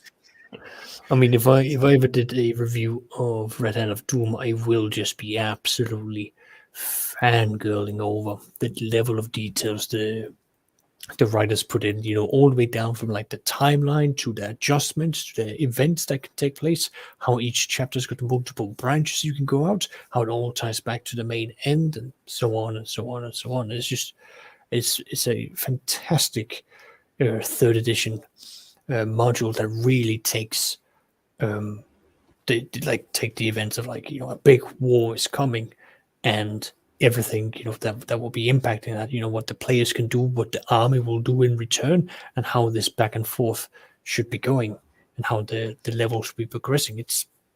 I can't give that level of detail enough praise, because it take a novice DM can pick it up and literally run it from start to finish, and they will be covered. Like, the book will literally cover them in almost every scenario you can think of, right the way down to like they get captured. What happens if you kill the big evil guy of the army? Well, here's how it goes on, and it's brilliant in that way. And the only thing that I've seen that it doesn't cover is if the players skip all the chapters and go straight for the big bad evil guy by literally circumventing the big army and going straight for their leader and at their home base. That's the only time I've seen that there's any way for the book not to really cover it.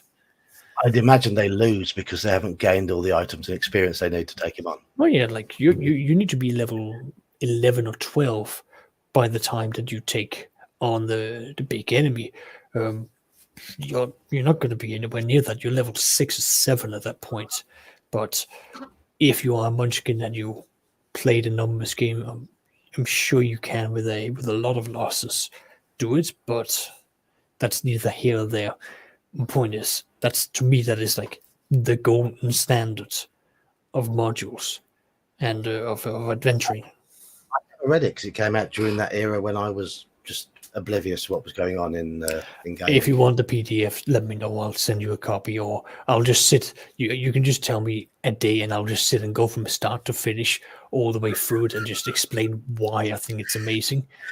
I am such a nerd when it comes to this one, because it's helped steer my type of DMing when it comes to fantasy games. Like, I go very detailed with the understanding that like 60 to 70% of what I do is going to not be used, but it's there for me, and I like that.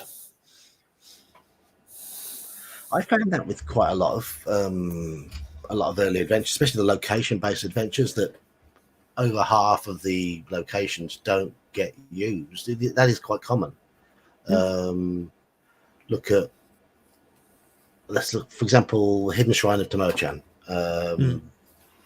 There's a time limit. The party are going to rush their way through it, and thus all that lovely detail that's in there about Mesoamerican mythos and all these lovely little tricks and traps that are in it, only about half of them are ever going to be revealed to the players, and they're not going to notice all those details that are in there for the DM, which is a shame.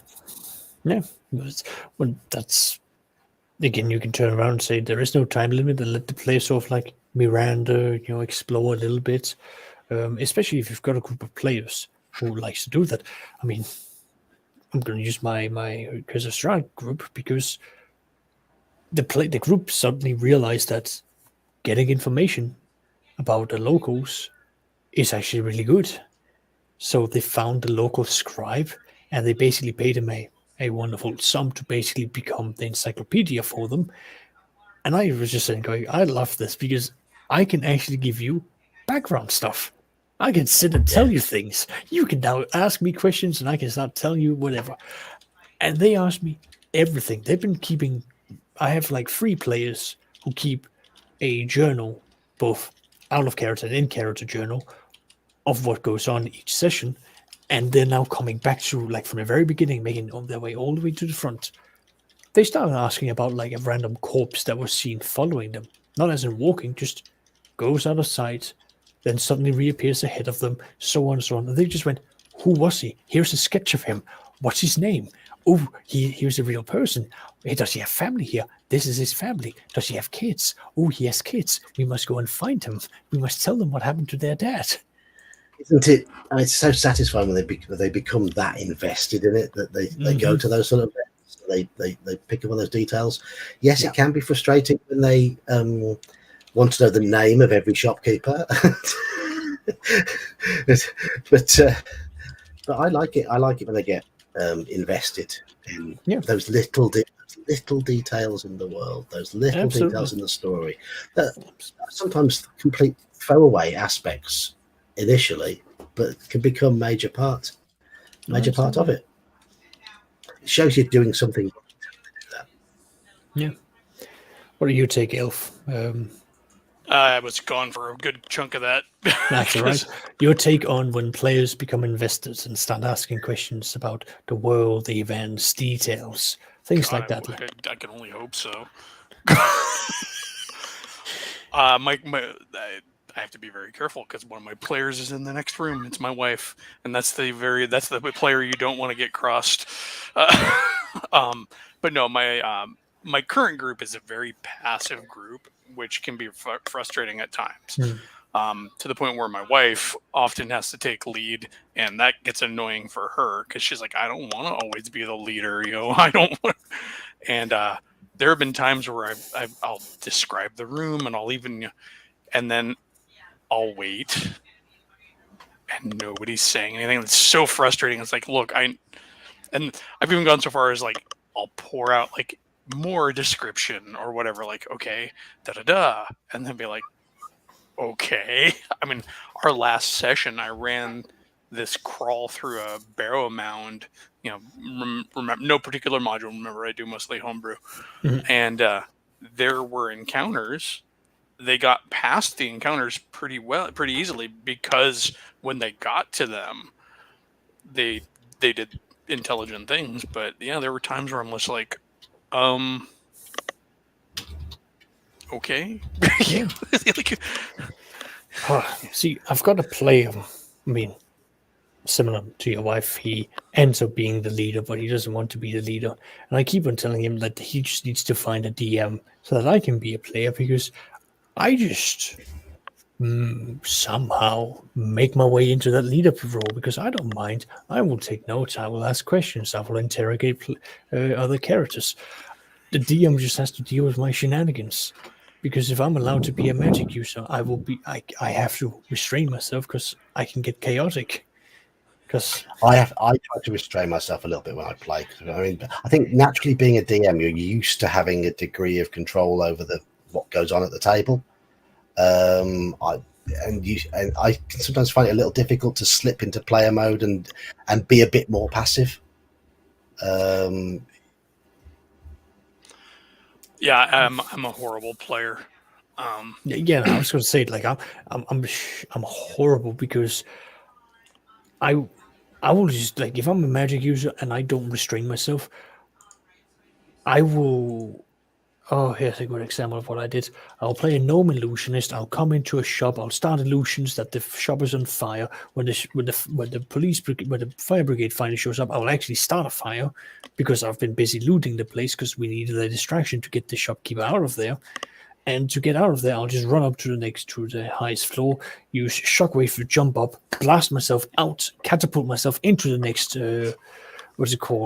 house, and then sort of make my escape through that way. Like, I'm just like, I will go to extraordinary lengths, creative ways of just winning, because once I get into the mindset of, like, we have an objective, we have to achieve this objective, come hell or high water, like, I will try my best to achieve that. Yeah, my last character I got to play was a 5th edition campaign. I came in late in the campaign, and I was playing like a 5th level battle master fighter, and so had all those maneuvers. And so every time it got around to my turn, everybody's like, okay, I will cast this, or I'll do this one thing. And I'm like, okay, so I'm going to go up and I'm going to attack. And then I'm going to use I'm going to use this maneuver. And then I'm going to do that maneuver. And like I started getting so self-conscious because my turns were taking so much longer than everybody else's, because I'm in there, I'm playing my character. I chose Battlemaster because I wanted to make this sort of whole like master swordsman character, and the Battlemaster maneuvers really reflect that because they're battlefield control. Yep. But yeah, really, I'm like, man, I felt myself unconsciously pulling back on my turns and going, yeah, I attacked the orc. Yeah, it's like, because I didn't want to like constantly. I first of all new to the campaign, and I didn't want to like overshadow everybody else's hard work. But I will say, as a DM though, when players aren't invested, it really it has like a feedback loop on me as a DM. I'm like, I'll start feeling bad about how it's going, and then I think I do worse. I played in a 5e game at a convention once, just joined a random table, got given a random character, and it was so passive and so mechanical, and I could see the DM wasn't really enjoying it. That we were in it was in one of the Adventurers League Curse of Strahd scenarios, and there was a guy in a library who was hiding behind bookcases and throwing things, attacking us and hiding behind bookcases, taking cover. And I did something just as simple as from the back of the room. I said, okay, I'm going to scream a battle cry, come and face me, you coward. And I'm going to slam the bookcases with my hammer and try and cause a domino effect through the room to try and trap him. And the DM's face just sort of lit up and went, as if to say, thank you. And he gave me inspiration for it. Just something as simple as that. But I'd been trying to hold myself back a little bit to more observe the table, how they were playing, and I had to do something like that just to liven the game up. See, I just charge straight in there. Like, I've been in other games where I said, all right, I'll play the thief. And because we needed a skill monkey, and I just sort of looked around, no one was taking charge. I went, all right, here we go. Dalton the swashbuckler shall take charge, and he shall jump out here because we need someone to be out there who needs to be the face. I don't have decent charisma, but I will just make up for it with role playing and shitty roles. And off we went, and the group just did not resist because it's just like, oh, someone is taking charge, and that's just what I am as a person. If no one takes charge, then I instinctively go, well, we need initiative and we need it now. And that's, I'm the same at work. If we don't have my manager knows that I will jump in the moment that she says, for example, I'm busy, I need to do this. It's like, bam, I'm there. Like, I am starting to organizing the rest of the team. I'm doing all of this. I'm already seen as like the second in command of our team because I get involved, I get active when I don't see that there is an established, we have a top person, but who's the second in command? Because that second in command, it might just be my head thinking military terms, that second in command is the one who is going to be organizing the minions. It's the first person that you should be running to when you've got problems. And then if that can be solved that way, you then escalate it up to the boss. Yeah, I mean, I know in that particular convention, I tried to sit back a little bit because I've been playing in a 5th edition campaign at that time with another group, and I was quite aware that my character was slightly dominating some of the encounters and turning the tone of the game towards the way he was a little bit too often. He was a neutral evil mage necromancer, and it was just and I put I didn't force his evilness on the party in terms of against party members, but I did just drop little hints while we were playing about him being very selfish. Like we walked into a shop and the DM described it as a very busy shop. We were going to have to queue and there was a lot going on in there. And I just went, "Get out of my way, peasants." And I cast fear. And unfortunately, the shopkeeper refused to deal with me because I'd caused all of his customers to run away, which spoiled it for the party. And there was when he got more powerful and he got cloud kill, that we came against we were being attacked by a load of kobolds. So managed to herd them into a room. I said, "Okay, I'm going to open the door, cast cloud kill in the room, close the door, then press my ear against the door to listen to their gurgles and their screams and their howls as they all die." I have cast cloud kill on my players, and it is fun because they will find. Go on. Just me as a player, though. No, I was taking the tone of the game a little bit, maybe a little bit, pushing it a little bit too dark.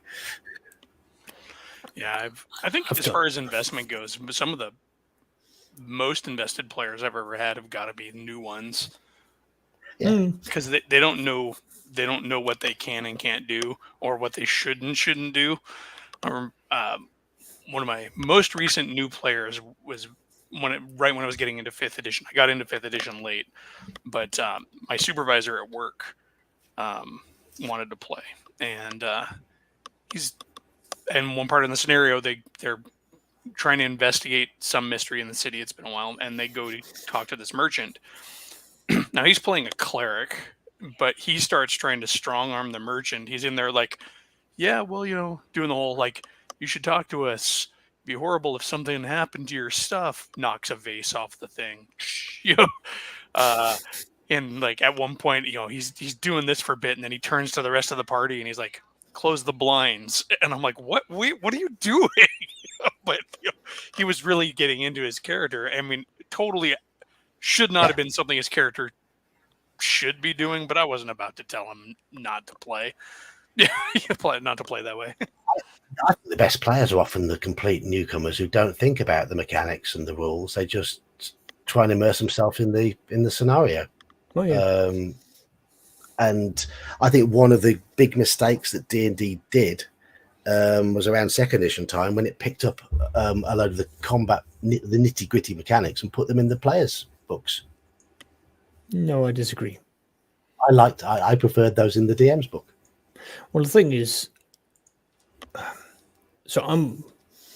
I've seen. So yes, I get where you were coming from. You want the players to be creative, to start saying, "Okay, I want to do a trip. I want to do this. I want to do that." But on the other hand, if they don't know it's an option, like why would they start thinking it's on the table? Because you're often going to then end up having the player fighter who's just going to go, "Will I attack? Will I attack? Will I attack?" I've found players get lists of options. I think they're more likely to stick to that list. I think when you don't give them options, they tend to be more creative. Yeah, it kind of goes back to the control panel play. Well, I was going to throw your own words back at you.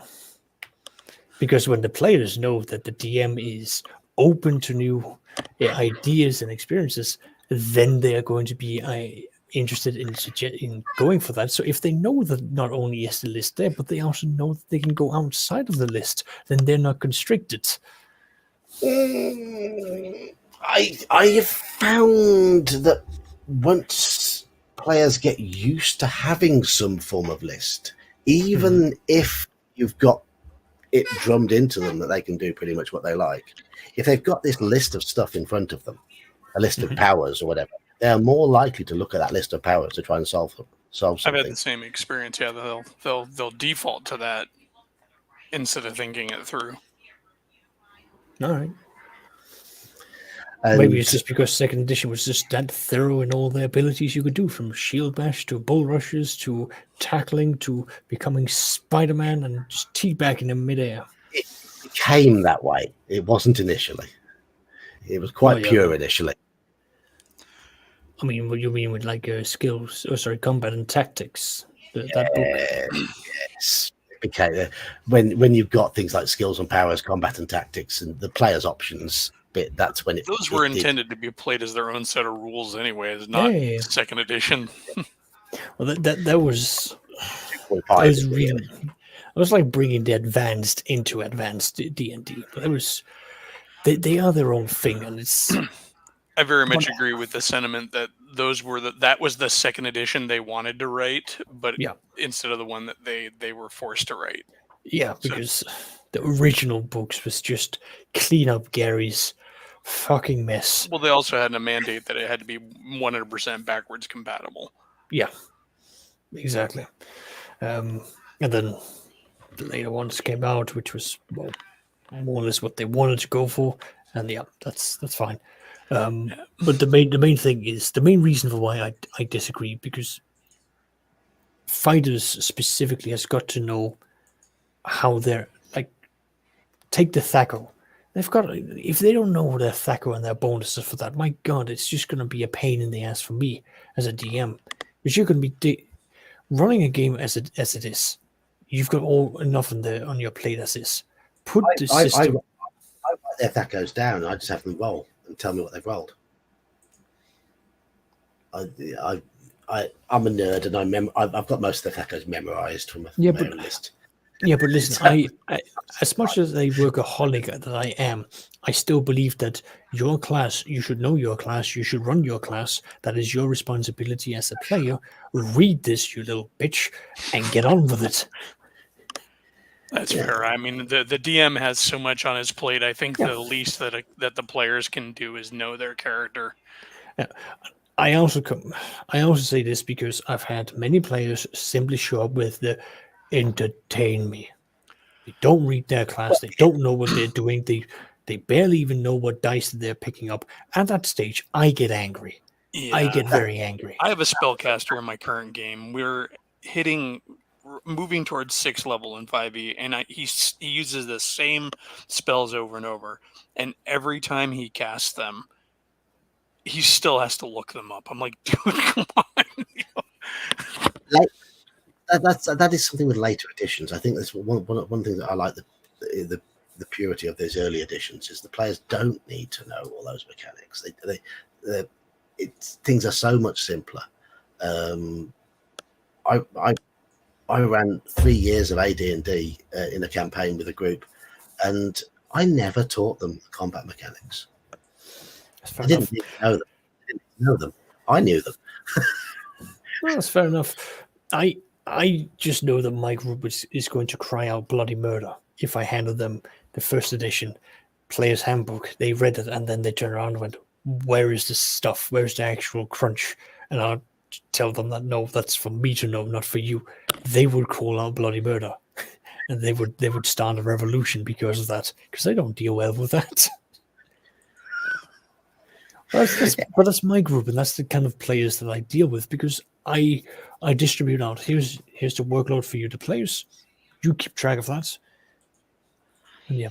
Anyway, I will have to call it here because work is on for tomorrow, and I've got a lot of fun things lined up for me in the morning.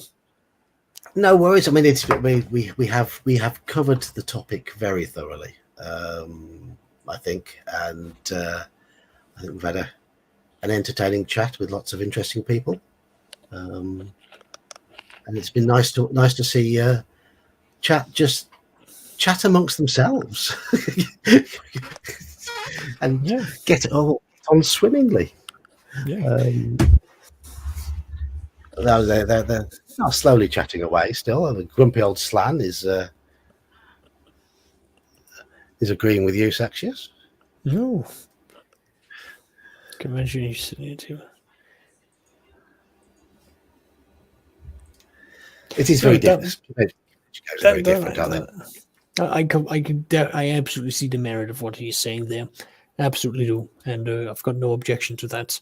I'm purely speaking from my point of view from existing games and groups that I have. But no, what Grumpy is saying, yeah, I have got nothing. He's got me cornered. He's got me pinned. I've got nowhere to run. I can't even hide.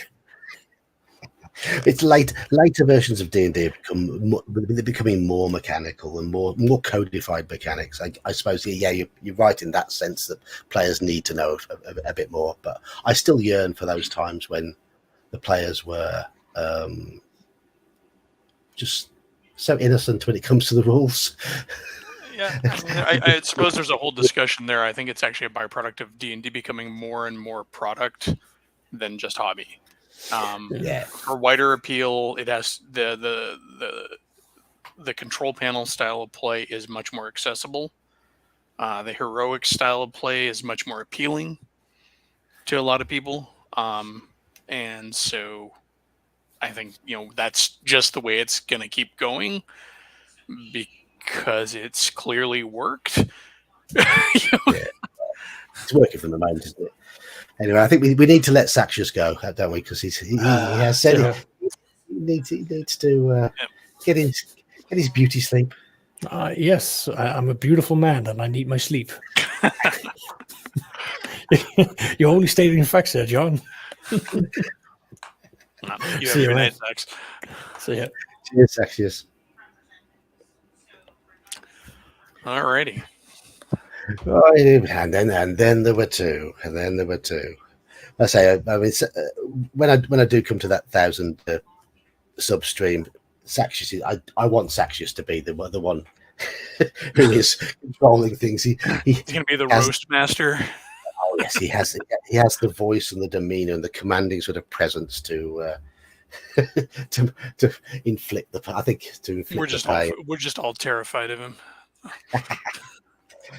But I did make him promise last time he was on to invite me into one of his games. He still hasn't done it. Because I have a feeling as a DM his approach would suit the sort of game that I like to play. Yeah, I definitely need to try and find myself some old school players. I've had a real big itch to run some OSE BX stuff, and I only say OSE because I have my BX books, but to be honest, they're so horribly organized, and OSE is so well organized. That's but yeah, trying to find old school players is tricky, especially with 5e being so popular. What I had to do is basically I joined I have told this story before, but I got talking to a local shopkeeper and just got to know him. He found out I ran games, and a group of relatively new people went into his shop and asked if he knew any DMs who would run a game for them to show them what it was all about, because they'd been trying to play and they weren't. I don't think having a great deal of success. And he got in touch with me and says, "Do you want to come and run a game for this lot?" And I ran a 5e game for them for a couple of years and slowly converted them to the old school style of thinking. And then we ended up running 3 years of AD&D, followed by a year of Call of Cthulhu, and then the pandemic hit. Yeah, it's definitely a thing. I think the problem is that I don't, and this is a me problem, not a problem with the hobby. I have never really played outside of very insular friend groups. So it's really hard for me to go out and look into communities for players because it's just not a comfortable space for me. And I've always had an overabundance of players, so I've never had to go looking. I mean, heck, in my 20s, I lived in a house with 5 other gamers for several years. It was like the bachelor gamer utopia.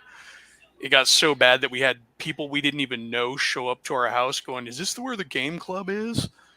I never really had that. And when I got back into gaming around 2012, I had to go online to find a local group because I didn't know anybody around here who played games. And I found a group that was about 20 miles away and joined them. And I got to know them through an online message board initially. So that sort of broke the ice for me in terms of meeting up with strangers to play games, and made me realize that it's not all that scary. the others are there to play games, and they're quite happy to have you there joining them. Yeah. And so that's pretty much what I've done ever since. And my groups have become friends because I don't think there's anyone. I still don't know anyone sort of within a mile of my house who plays games. Yeah, it's a good 30-minute drive to a good shop around here, but the shop seems to have a really cool community. I mean, they've got a schedule and nights for certain things and very active Discord and stuff. So, and but I've only been here for 2 months in my new city of residence. So, but that'll change over time. Yeah. Moving is always always crappy. Yeah. You've got to get to know people, haven't you? Well, especially in the U.S., where you can really change cultures, state to state. I mean, I'm in the Midwest now, and I came from the Northwest, and like I now live in a place where random strangers come up to you and talk to you, and that would never happen where I came from.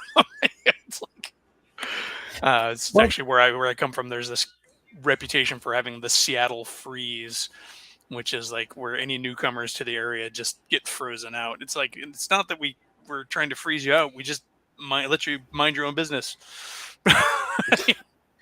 It's we have that variability in the UK as well, though. I mean, London is notoriously standoffish, whereas if you go up to Yorkshire, or then people are going to say hello just quite randomly.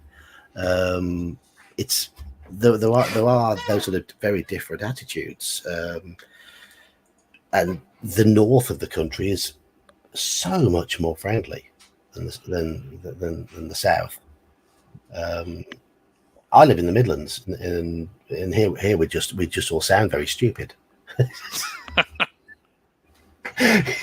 I've luckily managed to iron out the worst bits of the accent that I was brought up with, but there are little twangs of it somewhere, crop up occasionally. But yeah, I've been told other than language and basic governmental system, I mean, you can travel within the U.S. and still feel like you're going to different countries. In some cases, it's just so different in places.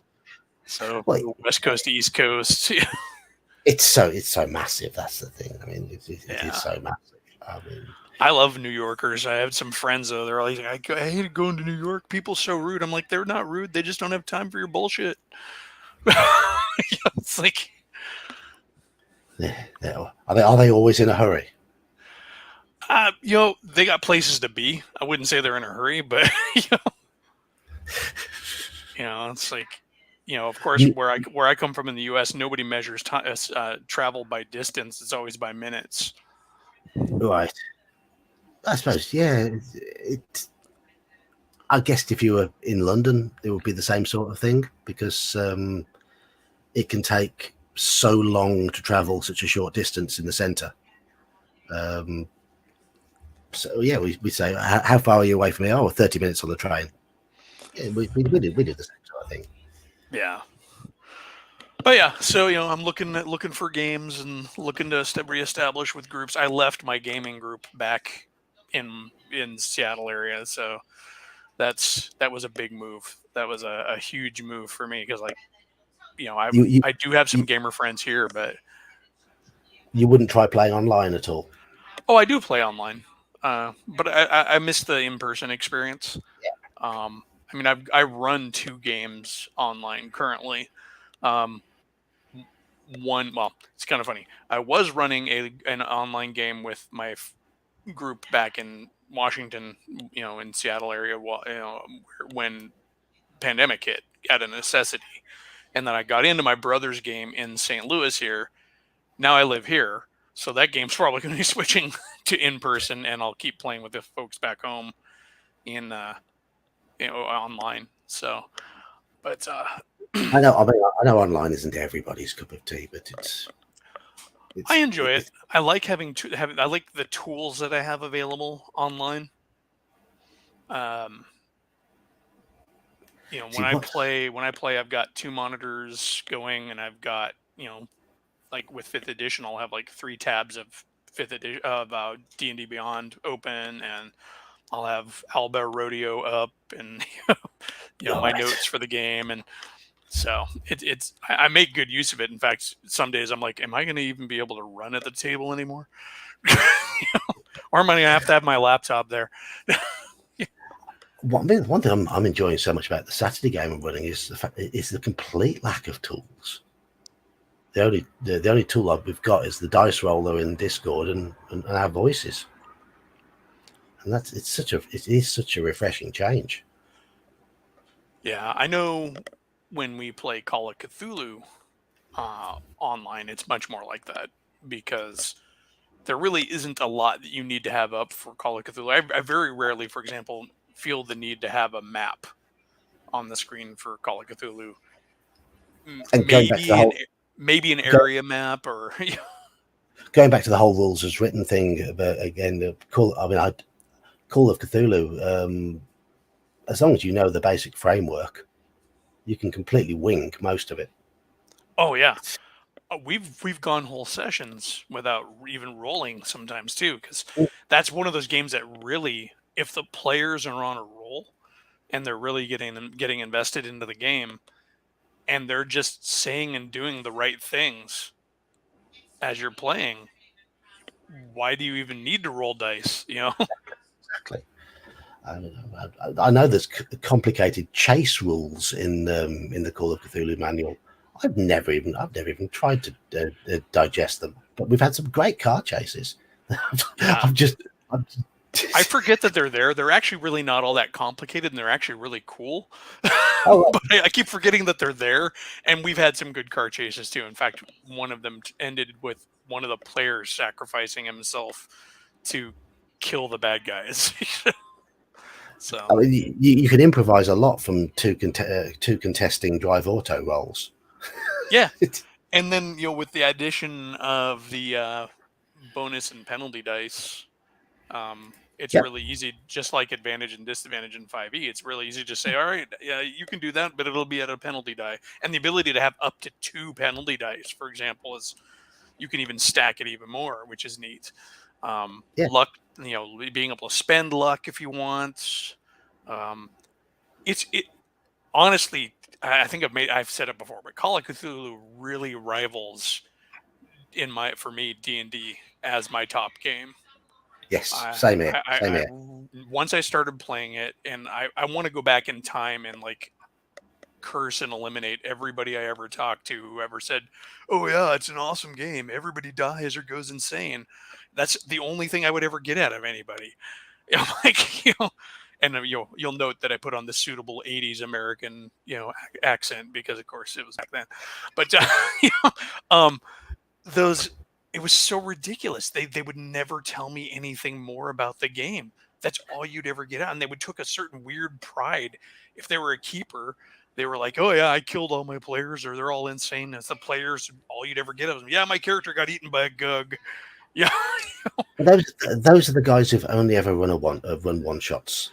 Yeah, and then you hear guys like Seth Gorkowski talk, and and that's what got me into it, listening to his videos or watching his videos, and I'm like, this game is great, and so I picked it up, started running it, and just immediately fell in love. In fact, I actually want to run a fantasy campaign using that system, but do and they came out with the Call of Cthulhu Dark Ages. Unfortunately, it uses the 6th edition rules, not the 7th edition, but that's an easy conversion.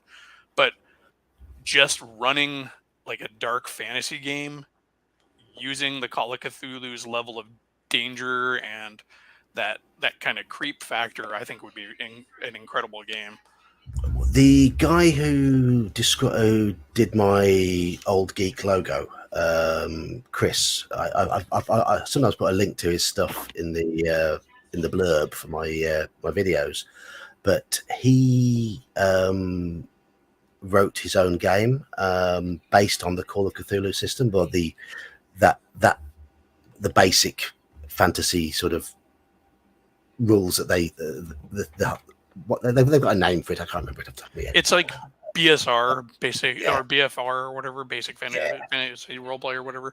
Yeah, and he's a massive Tolkien nerd, and he called this game Age of Shadow. So it had Tolkien-like elements, but it was using the Call of Cthulhu system. And we played a short campaign of that, and it was really, really good. It was very lethal.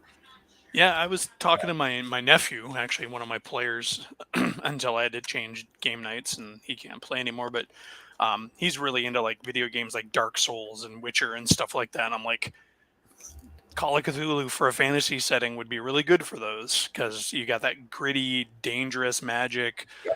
You've already got rules built in for incredible weirdness, and Sanity. so you don't have to try and shoehorn that into 5e or another, because they've done that. They've published 5e rules for sanity and stuff in the DMG. It's there, but it's not built with that in mind. But yeah, it's I think it'd be great for dark fantasy, or even if you were going for like a gritty, realistic fantasy and not necessarily dark. That aspect of having to really pick and choose when you're going to fight something is much more realistic. I mean, it's like, okay, I can draw my sword and face off against this big scruffy Viking, but I have a good chance of dying. Yeah, because you always have a very small number of hit points. That sword is always likely to cause a major wound to you, which will be a very, very long healing process. Yeah. And that fear is always present. Under those rules, some punk in an alleyway pulls a switchblade on you. That's something you have to stop and think about. Exactly. And it's happened. I mean, we've the party may have in Call of Cthulhu, they may have their guns and stuff like that. I'm like, but understand, if we're playing in the the 20s or the 30s, the bad guys have equal access to firearms. So do you really want to draw down on them? No.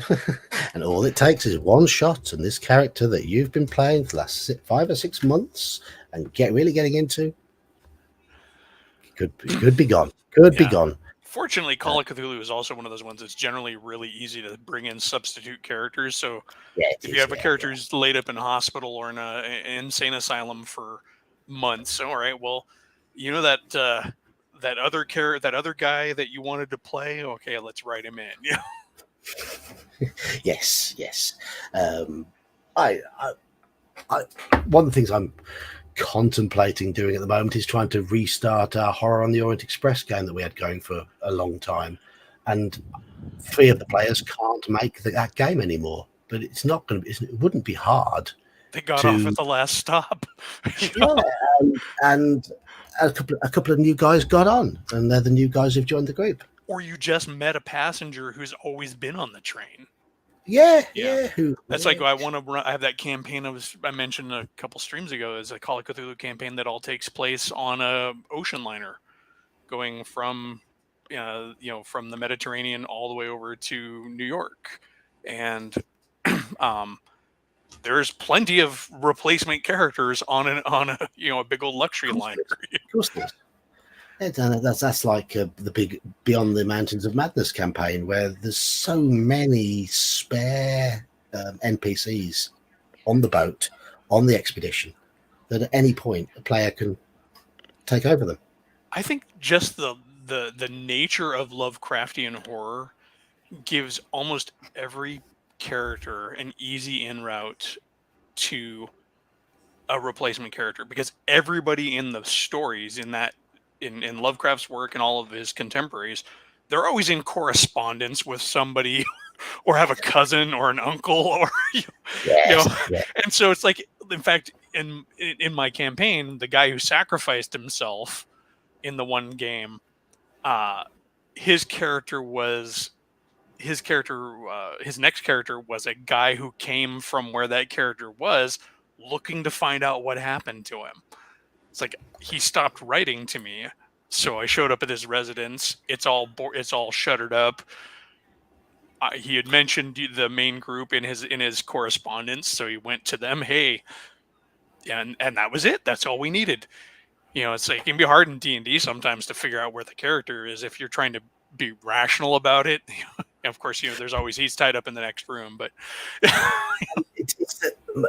so many of the. I mean, I haven't read any of his books, but I've just listened to audiobooks of Lovecraft, and the five I find him that hard to read, but he's wonderful to listen to. the five I've listened to so far, and I don't know if he does this throughout all his other books, have all been in the first person, talking about things that have happened in great detail. As you say, there's and there are so many, little references to people they've spoken to and been talking to, and it's often done almost as if somebody is writing to somebody else about what's happened. So yeah, you're right. It's even if they're writing first person, like it's often past tense, and like in the case of even like with Shadow over Innsmouth. No, is it Innsmouth? Yes, Shadow. There's Shadow one of them. There's one of them where he writes all the way up to the point where the guy jumps out the window. He's like, I'm like, it's Dagon, actually. I think it is where the guy is recounting his whole thing, and you're reading it, and all the way up to the end, he's like, I've run out of opium or morphine. They're at the door. That flip flap. I can't escape. Wait, the window, and that's where the story ends. Like, what's funny about that writing style is he's literally writing down, like, wait, the window. It's like, it's a little hard. I mean, it doesn't make sense, but you're right. It's always done in this kind of recollective kind of way, which again, it's often, and so often those stories are like, I found a stack of papers, or even like Call of Cthulhu, a classic, right? It's how many layers of flashbacks are into that. The main character then references something that was written by another guy, who then, in his telling, references something he heard from another guy. Yeah, I mean, that was the first one that I listened to an audiobook, and I had to re-listen to bits of it, and oh yes, that's the bit he's referring to. Oh yeah, I'll just go back to. Oh yeah. Yeah, it's funny because there are very few of the stories that actually capture the spirit of how the game is played, but there are a couple of big ones. I mean, obviously, Dunwich Horror, I think, is like almost the quintessential Call of Cthulhu RPG style story, because it's the guys come from the university to stop the Dunwich Horror. Like, okay, we've got this potion and this thing, it's a group of characters. And then it talks about how at the end of it, one of them was blind, and and all that stuff. But also, was it the Horror at Red Hook? I think it is the other one. It's kind of the recollection of a cop. Is another one that's kind of that way. Call of Cthulhu. But there's very few of them that actually have that adventuring group facing off against the mythos.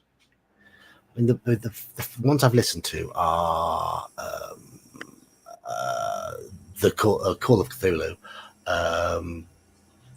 Mountains of Madness. I've listened to Dunwich Horror, Shadows over Innsmouth, and the music of. Oh yeah, that's a weird one. It is, yes. Eric Brown or something. Yeah. Those are the ones I've listened to so far. But I've started listening to Fellowship of the Ring, and I'm about 6 hours into the first book so far. There's one that I really like that's called The Mound. It was one of the ones he ghost wrote.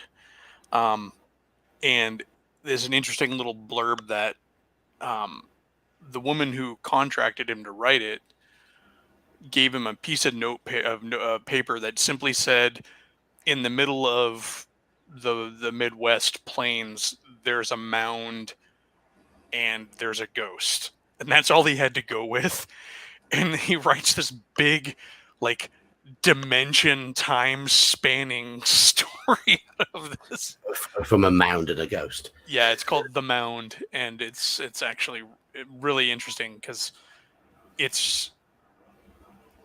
I'm like, that's from a mound and a ghost, and you went with that.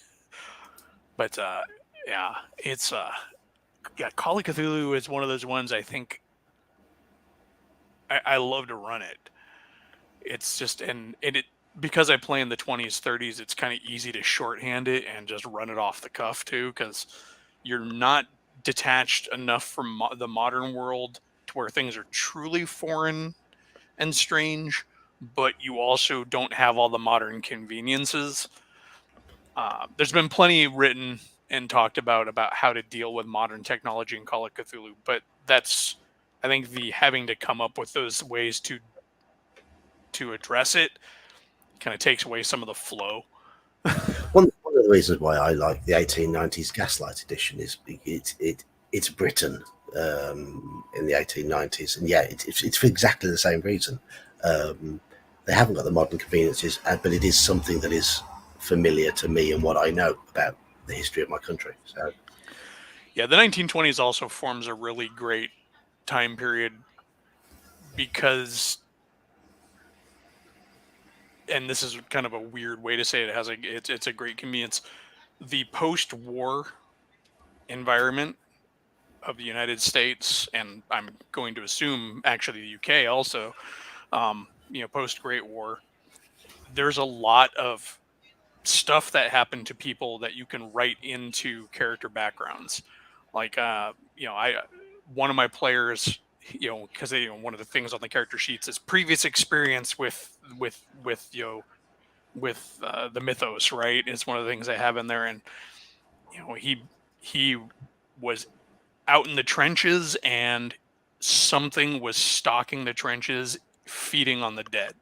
That's all he had, but it works itself in really well. My wife's character, she was a nurse, in the Great War, and she watched one of her patients like be lifted into the air and torn apart in front of her eyes. And like, and has since then she's that's these people have a calling. But I think the Great War really kind of facilitates that. Not to mention, if you flash forward into the 30s, people were so desperate during the Depression. All sorts of things could have gone on. Yeah, for me, cults and stuff, and for me, the whole 1890s thing is just after Jack the Ripper. So, and the 1890s also provides a lot, especially I imagine for in the UK type setting, the smoggy streets and the class space. The empire as a whole. I mean, you have an instant excuse for characters who have been places and experienced things far afield and strange mysteries and smoky little back alley shops. I mean, you can still have that in the 20s, because of the 20s is also the pulp era, which is also a personal favorite of mine. So that whole, but yeah, that gives you so much instant build-in. Now you can put that in any setting. Now this has become a whole other episode, obviously, of your show, but you can put that into any era. But it rings different in those late 19th, early 20th century time frames. And I think anywhere past World War II, and you're just a little too modern for it to really. I mean, you can go with the whole Achtung Cthulhu angle, where the Nazis were playing with things they shouldn't have. Yeah. Indiana Jones and the quest for the Necronomicon. But yeah, that's a movie I would watch. Yeah, I would. I think I would. But I will say, I mean, my favorite Call of Cthulhu scenario is a modern day one. But they get around the information issue in that, with the fact that their memories have been wiped and their phones are mostly broken, and they're in the middle of nowhere. Forget-Me-Not one, right? Yeah. Oh, it's so good. It's so good. I'll have to check it out. I haven't picked it up. It's so good. It's so nasty. It's so. Yeah. When I had my players intentionally downing laxatives and eating uncooked burgers to try and make themselves sick and make themselves go to the toilet to try and get rid of the infestation. Oh, yes. There, one fun thing also I think about the the 20s is that, like the classic Call of Cthulhu setting is, you've got that early days of science going on. And so having some of the weirder stuff, like we had one of the scenarios I wrote in Ran was there was this new wonder device, this simple silver box that this doctor was claiming could take away all your troubles. It was supposed to cure anxiety and, and hysteria and da-da-da. And what it was actually like Migo technology that was literally eating people's problems and taking holes out of their brain. Oh, lovely. As they would sit there and listen to it, and and they thought it was like, kind of imagine some like weird kind of pulp sciencey white noise generator, right? But that was the whole thing. It was kind of on that whole huckster salesman kind of a thing. The new wonders of the world, wonders of science. the snake oil salesman type. Yeah, I think I've run a few of those scenarios. Actually, my players probably aren't going to ever trust anything modern and convenient. But I mean, Cthulhu in the Wild West would work for that sort of reason as well, wouldn't it? And I associate that type of individual with sort of the late 19th century, from what I've heard of.